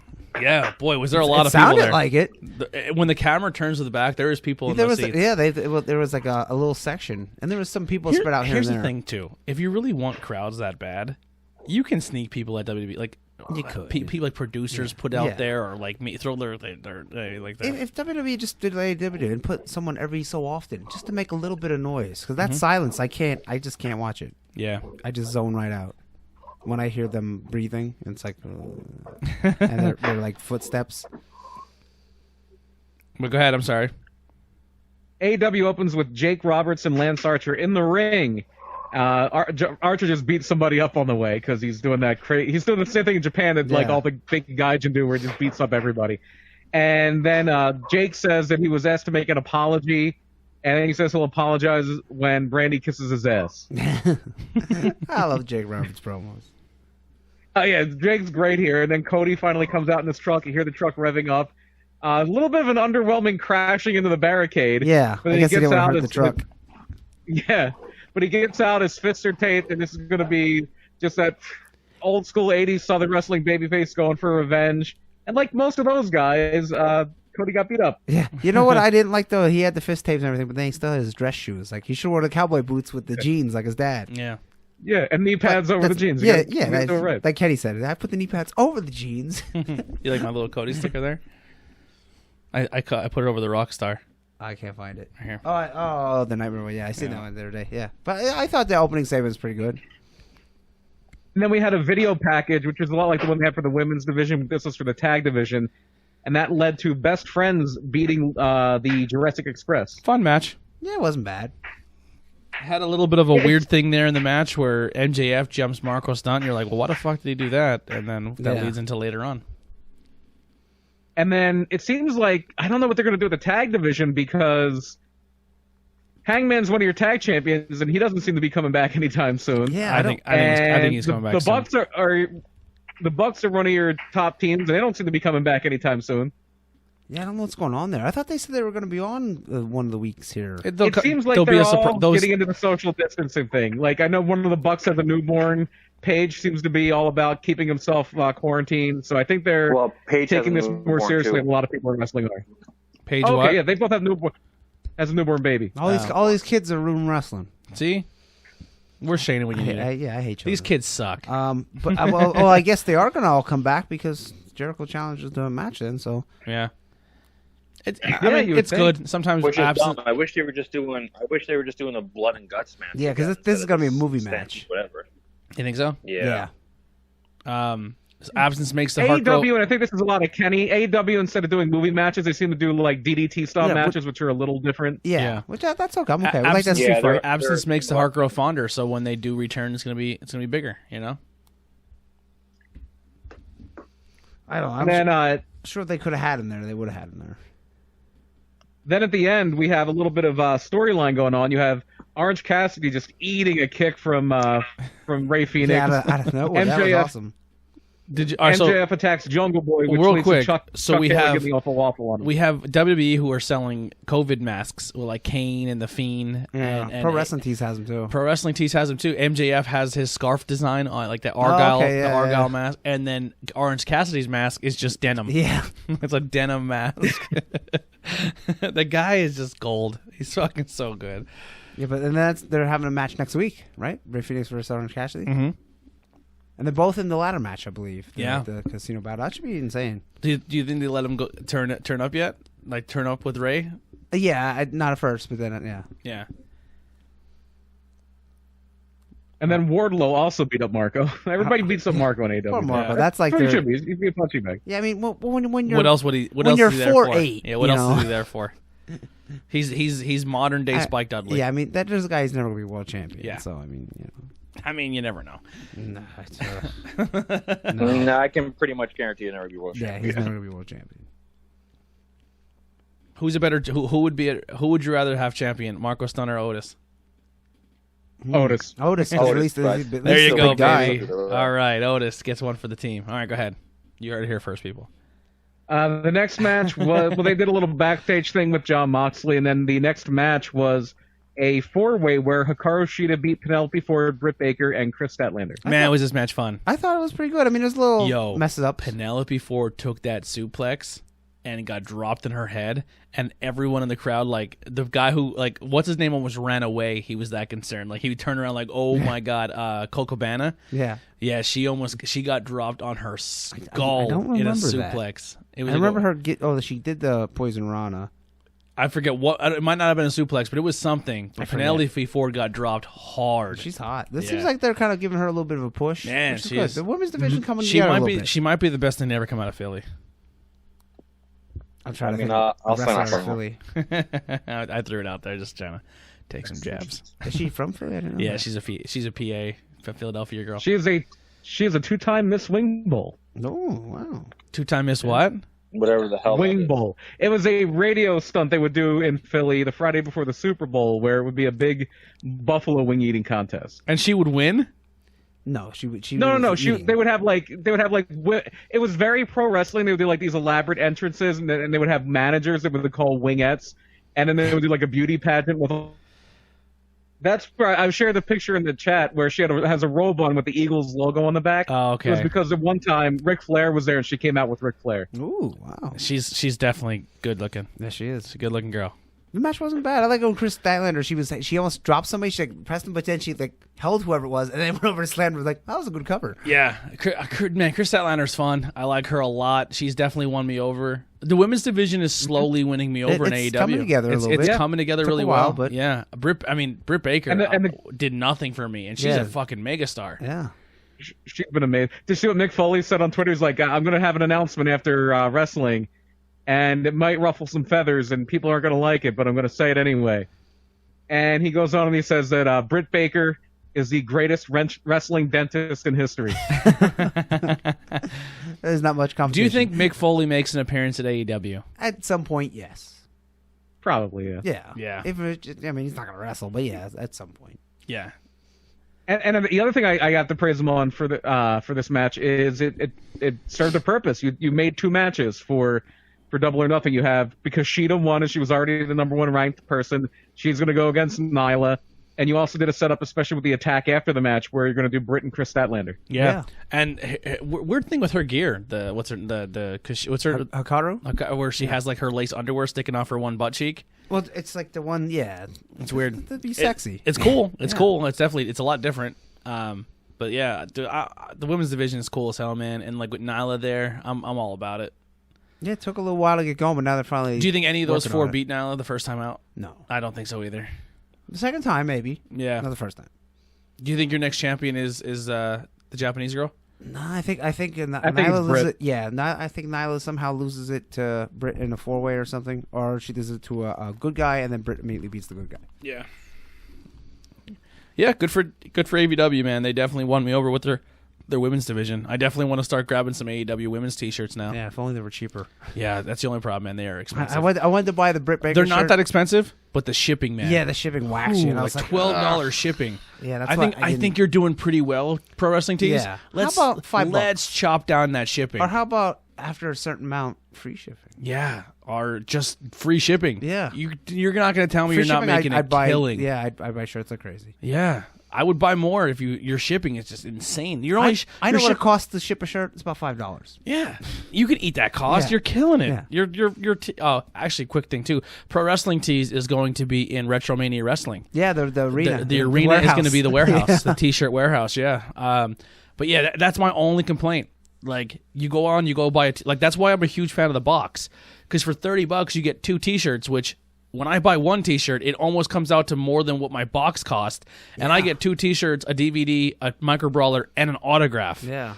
So it's like that box is silly not to do it. Yeah, you can't pick the shirt, but still, it's They're good a better shirts. Deal, yeah. I never had a bad shirt out of it yet, like or one that I was like, I'll never wear that. Another thing too that they do that's really cool is they do that mystery shirt where they have some backlog. for like $7. $7 you get a mystery shirt, but man, that $11 shipping is a killer. Yeah. Killer. It takes your order. You're like, oh, I want to get 2 shirts and maybe an accessory, and you're like, cool, okay, I'm around $50-$40, Yeah. and then you're like, no, I'm up to like plus tax and shipping, I'm up to like $80 or $70. You know what it reminded me of when you go to buy a concert ticket at Ticketmaster and you get them service charges. Like, and then you're like, you know what, I ain't going. Yeah, it kind of is a little bit of a turnoff. Yeah, and I'm a huge fan of what they have on their website. Like for me. And I'm not trying to like tell wrestlers to get away from Pro Wrestling Tees. I know it's really cool for them to say, "Hey, I have a Pro Wrestling Tee website," but like, you can turn around and you can go on Teespring and turn and make it a code for free shipping. Yeah, and your customers are probably going to buy more of your merchandise because they're not getting smashed with shipping fees. Yeah, especially outrageous shipping fees. Yeah, for a company that's doing very well. Yeah, you know what I mean? I don't know. Sorry, soapbox over. Next thing on AEW. Next thing was a tag match where Matt Hardy and Kenny Omega beat Santana and Ortiz. Good, but a little too long. I thought the heat was a little long, and I was like, oh, come on. Yeah, I mean, it didn't blow me away, but it was fun. I like when Sammy came out and they took the twist of fate and laid it on his head. Yeah, Sammy's he's gold right now. Do you notice they added the in the AEW intro? If you've seen that, they added him getting hit with the golf cart in that. Yeah. Oh my god, that was a good spot. He legit hit. He hit that fucking golf cart. How Matt was talking about that, like, he thinks John Morrison's been the MVP of like all the shows since the quarantine. Sammy. I think Sammy's been the MVP easily. Listen, here's the thing. Listen, Morrison maybe, because if you're a Morrison fan, you're like, holy shit, you pop every time you see him. He's John Moxley, and I wasn't a fan of. John Moxley didn't sound like. Maybe I'm just sound like when he came back and he was super jacked. I bought into it more, like, oh, this dude's a badass because he kind of looks like a badass now. He came back really, really muscular after his injury. But when he was just John Moxley and he kind of didn't really have much muscle mass and he was just this dude with a weird haircut that looks like he's going balding, but he's hanging on to it with every strand he has. And then now he's this psycho killer badass. It's like, I'm sorry, you have Lance Archer out there murdering people. Like, to me, he's more believable as a badass than John Moxley is. Like, I don't know, like that whole character like doesn't do it for me. I don't know. I think he's a really good person for wrestling. Yeah. I think he's very selfless. I think he's all about putting people over. I think he's a good person. I think him and like I enjoy watching things he does behind the scenes or TikTok with his wife Renee. I'm a big Renee fan. I think she's a cool person too. But when it comes to like in the ring, that whole thing, like when he was more like not taking himself super seriously as he was leaving. That was terrible. But you could tell he didn't want to be there. But I thought he was more entertaining there, where he wasn't, not the mask thing. When he was just like, he would come out and be like, whatever, man. He was just kind of like being himself on like. I thought he was entertaining. I don't this whole like he's a killer badass, like a Stone Cold style type thing. It doesn't do it for me. I kind of like that. You like it? Yeah. Yeah. It doesn't do it for me. Like when he came out and I was like, oh, this guy. I thought he got much more interesting once he left WWE. Yeah, this guy's gonna come out and. Yeah, because New Japan, he actually showcased his wrestling ability, which was good. You know what I mean? But like when he comes out against the Dark Order, I don't buy that. I don't buy that he's the guy to go out there and beat up 15 people. Yeah, sometimes his matches are they're missed though. Yeah, when he has to wrestle a big guy, we've already kind of seen it. It's not that great. So I mean, I'm going to call him Harper again because I'm so used to it. But like he's he's proven that he's actually decent in the I'm ring. sure they probably had a good match though in WWE. Yeah, I'm I sure mean, they're- I can't think of one offhand. But. Yeah, so I don't know. I'm excited to see that match, but like that whole I'm sure they wrestled in CZW at some point too, Yeah. where they didn't overlap. where these two, he's supposed to be this big badass. It's hard for me to buy into it sometimes. But all right, go ahead. I'm going to run to the bathroom real quick, but so I'm going to just tee up the next two matches for you. MJF beat Lee Johnson, and then Chris Jericho beat Shug D, a.k.a. Pineapple Pete. So Yeah. MJF was a job match, but Job good. match, and then he kind of set up like, hey, because I'm coming back, I need a tune-up match, and, Yeah, and Marco Stunt had an open contract, so I signed my name on the dotted line. Yeah. Does Marco Stunt get a win over MJF No. next week with help? I don't know. No? No, definitely not. Who's gonna help him? I mean, Luchasaurus or something will come out. Yeah. I think then Warlord's Here's the there. thing with Luchasaurus. I think they kind of booked him to be kind of a bitch now. Well, He's a big man. He just watched his best friend get smushed by this big dude. yeah. Why didn't he do And anything? never, and like he was Yeah. kind of like, I want to kind of check on him, but if I wasn't checking on him, I'd beat you up, man. I don't know. Like Luchasaurus, he's good, but then sometimes I think he's bad at doing some moves, and like he looks all like awkward. Sometimes. Yeah. I don't know. Jungle Boy is definitely the star, like the guy who I look forward to the most. In that team. Yeah. He's the best all around. Yeah. So we're getting MJF versus Marco Stunt next week. I think what the big thing is, I think AEW and NXT are very good at telling you what's coming next Yes. week. Where Yes. Raw and SmackDown are kind of like, But wait till the show starts. Tune in to find out what we do. You know what I mean? who's gonna wrestle. Yeah. Every now and then they'll throw you a bonus at like one or two Yeah. matches, but for the most part, AEW you know going into next week what Yeah, their whole who's card is going to be. And then the next match he talked about was Jericho versus Pineapple Pete. Yeah, this guy Jericho's really helping this guy out. I mean, he was just an extra. Kind of squashed him, but Yeah, but I mean, here, I'm gonna break it down for you. yeah.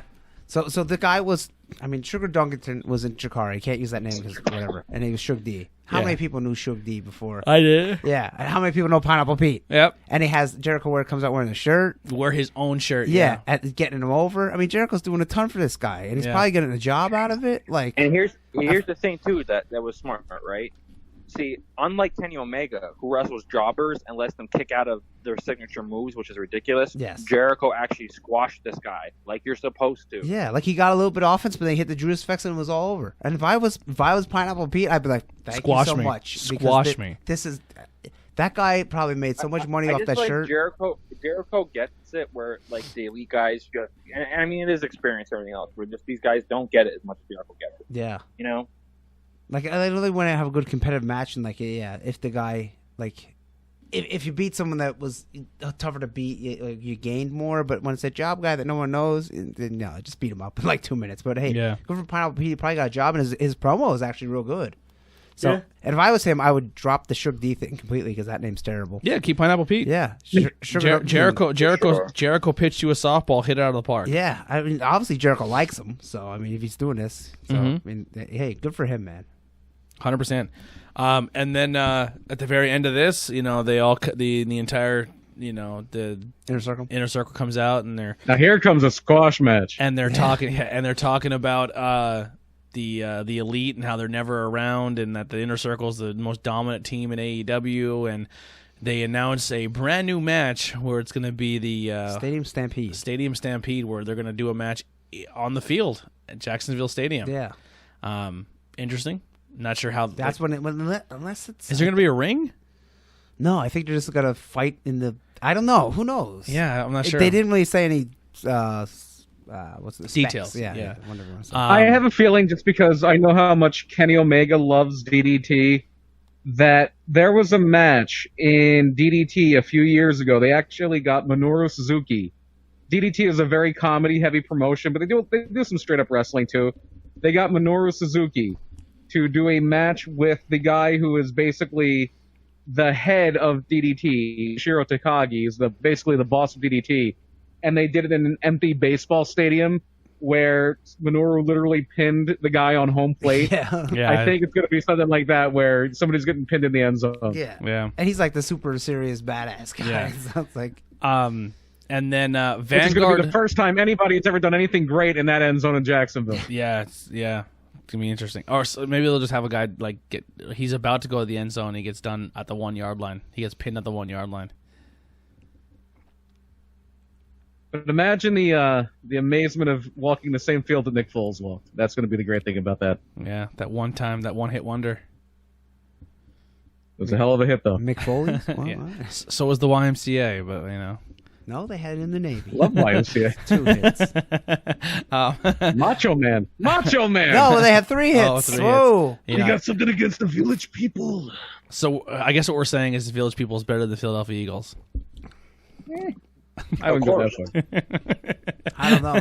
Who's had a longer career? I They're don't know. more like the Reds Village because they haven't had a People. hit in 30 years. Hey, we had a hit though. We still had more hits. We're the Village People. We haven't had a hit in a long time, but at least we had 3 of them out there. You know? And you're completely irrelevant now. Yeah. Hey, listen, we were relevant at one time. You know, it's either first or last. You know, we're good at being mediocre. You know. So anyway, Mr. Brody Lee was out next, and they did tease some things for next week. MJF versus Marco Stunt. Yeah, we talked about that. Arn Anderson and Jake the Snake are going face to face. Yeah, promo off. That should be pretty good. Ray Phoenix against Orange Cassidy. John Moxley against 10, who is the Cody football Vance, player. Yeah. He was at PPW a few times. Oh, really? Yeah. And then, Sammy Guevara against Matt Hardy next week. And they also announced that at Double or Nothing, Mike Tyson will be presenting the TNT Championship Yeah. for the winner. How about that? Nice. And that's fresh off Mike Tyson posting that new video where he was kicking ass. Oh my God, he looks terrifying. Yeah, he still can move. Yeah, Unless they sped that up. Mike Tyson I has wouldn't fight apparently him. agreed to fight. Evander Holyfield. No. Oh. Bare knuckle boxing. He's gonna fight another. I forget his name. Oh my Let's look God, it up. they're gonna put him in bare knuckle boxing. Jesus Christ. Yeah, he's agreed to have a Fuck bare knuckle boxing that, fight. dude. I think they have less regulation than regular boxing, maybe? Dude, I've watched bare knuckle boxing. Like, I'm a big mixed martial arts fan. But when you watch a bare knuckle fight, holy shit, dude! Yeah. Wow, is it like they're brutal. They get cut the fuck up. Yeah. And it's crazy because a guy will be dominating. He'll hit a guy and split his fucking whole shit wide Yeah. open because it's bare knuckle, and he loses the fight because he broke his hand. Yeah. You know what I mean? Right, Like, yeah. like you. There's actually guys who are winning the entire thing and then lose because they break their hand. That's crazy. Yeah, because they can't continue. Yeah. It's great. It's such a it. I'm gonna be honest. I watched like 2 or 3 pay-per-views of it.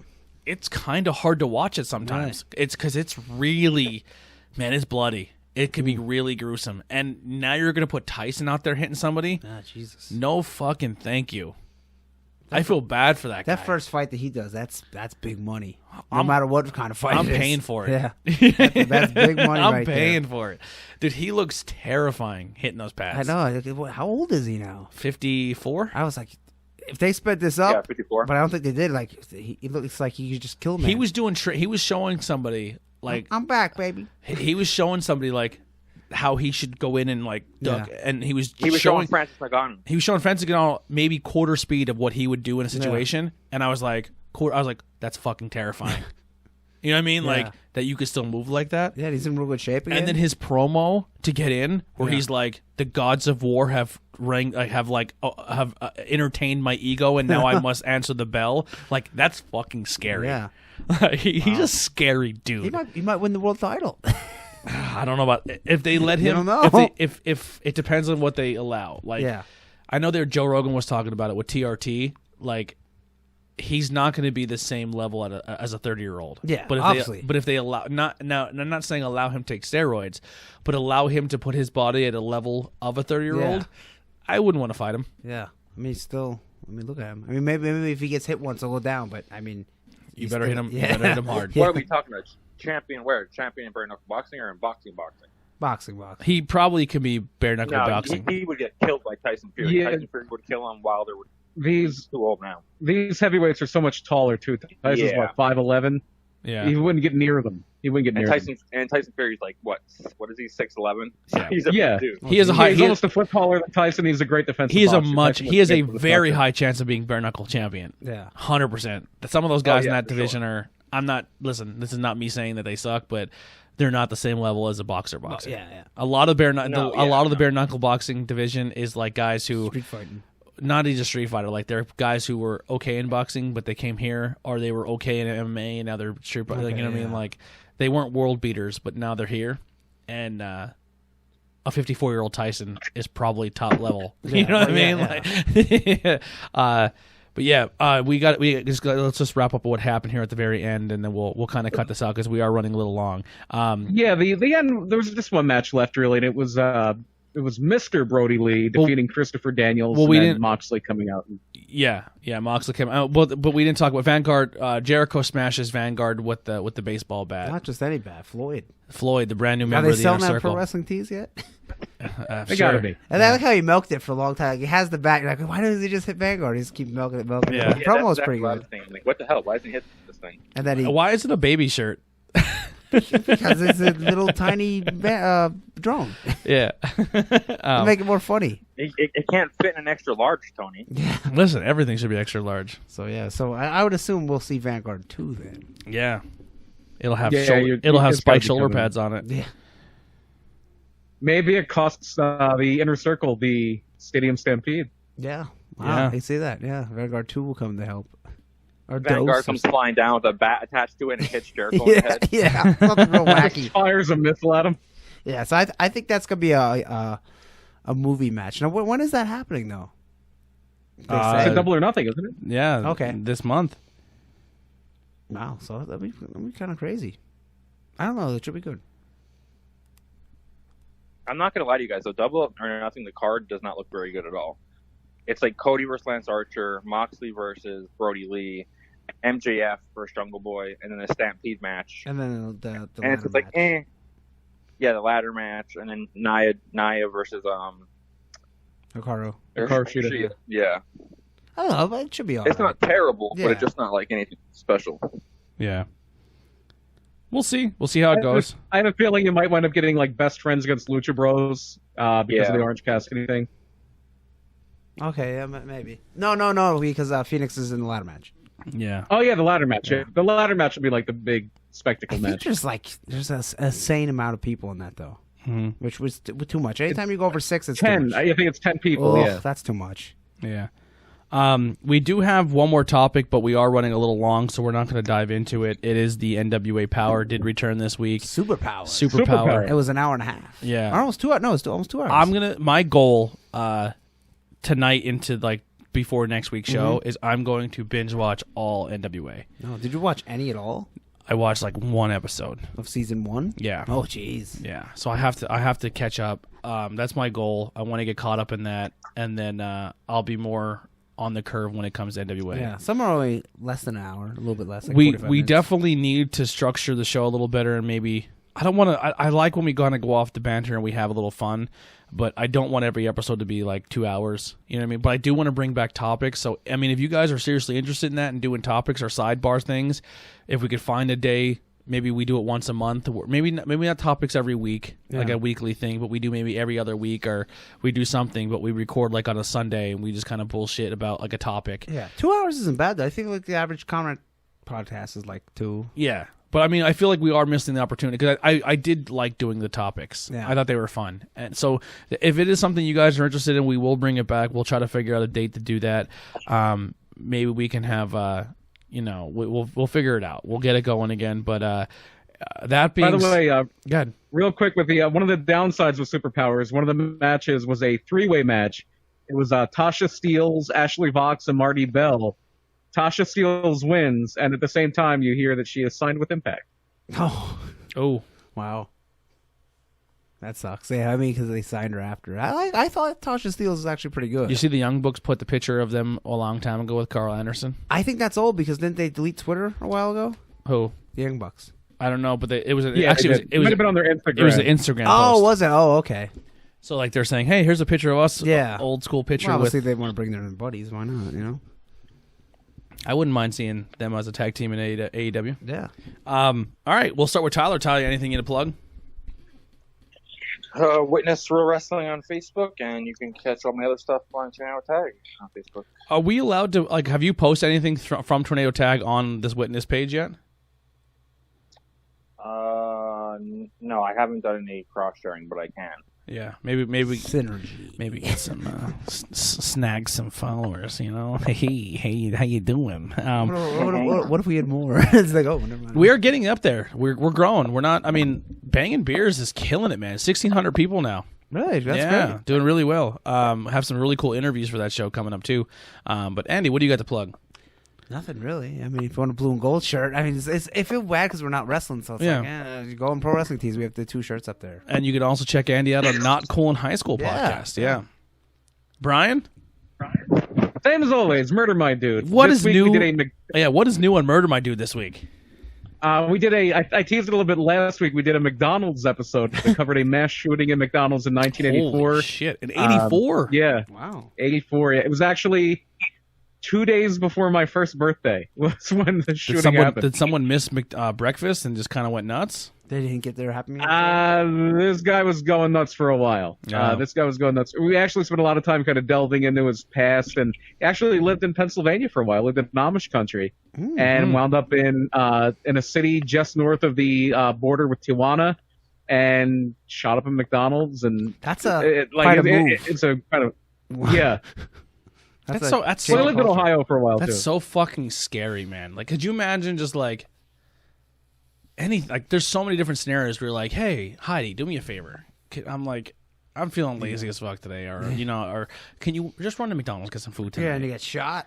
And like, she never comes home because some fucking idiot with a gun. Yeah. Like, that's a scenario that sadly has become like, I mean, now kind of with the COVID, we haven't had a school shooting in forever, which is good. We haven't had any public shootings in a long time. Like, or maybe we have, and it's just not cool enough for the news to talk They never about. go to shoot up somewhere like in Montana where everyone in that McDonald's probably has a gun. Yeah, You know, like it's just like it's just a fucking scary thing. Like, One- I'm not one of the advocating. stats with that. Yeah, One of the stats with that I saw, and it made me think of, even though he was on a bike, it made me think of Matt Travis, the House of Glory guy that passed away, that like a lot of the PPW guys knew very, very well.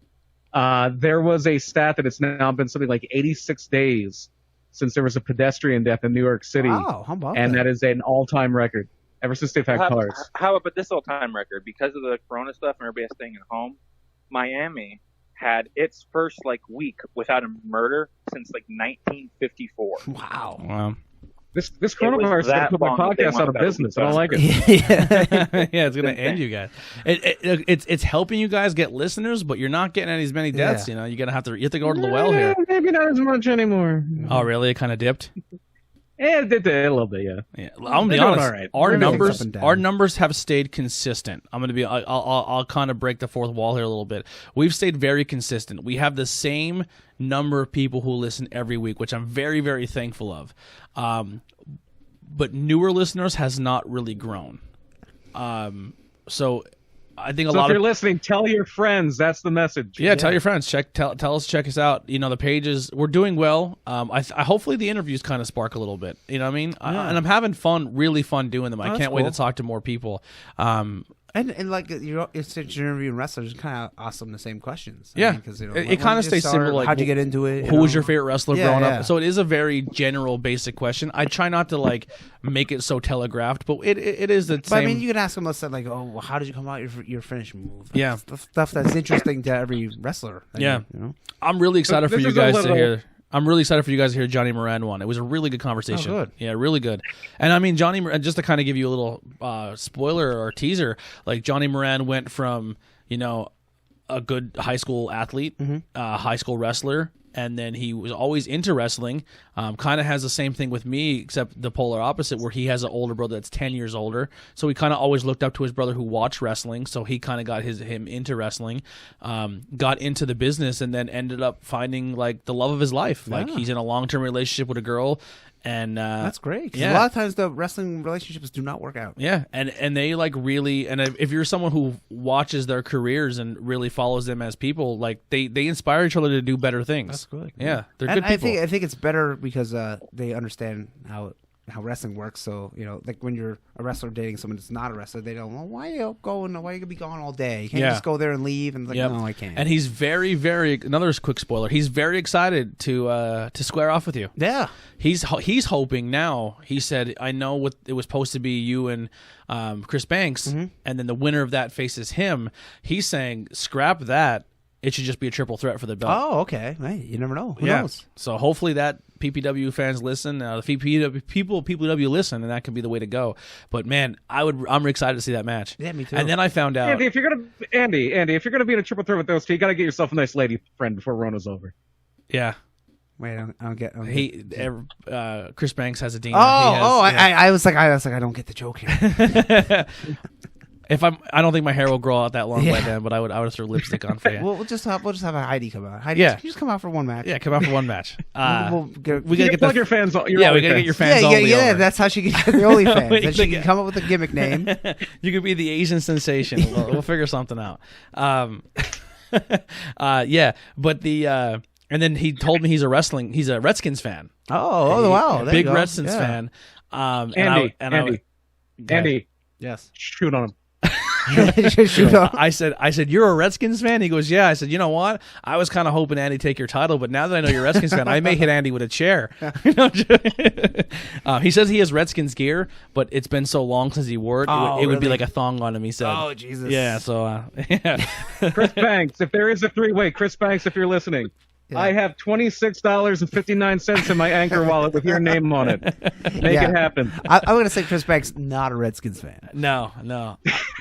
We'll find out. I'm just going to put that out there. Hopefully I get Chris Banks on the show. I got to reach out to him. I'm sure he can. I'm sure. Yeah. My thing is, I don't know when I'm going back to work. Yeah. So you don't want to and I schedule made a too mistake much.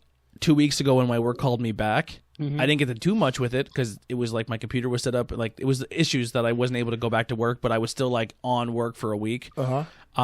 And then I had all these people scheduled. Then I had to go back and cancel them. And I hate canceling people. Yeah. So what I'm doing is like I kind of play it by ear. Like, do I think I'm going? Like now the way it's looking, we're probably not going. Like I think the ordinance for PA is June 8th. And School County kind of backed down, saying, we're gonna wait. You know what I mean? So I could possibly schedule to June 8th, but I'm playing it week by week. Yeah. So like I have all of next week is open that I'm gonna eventually open up and do more shows with people. But yeah.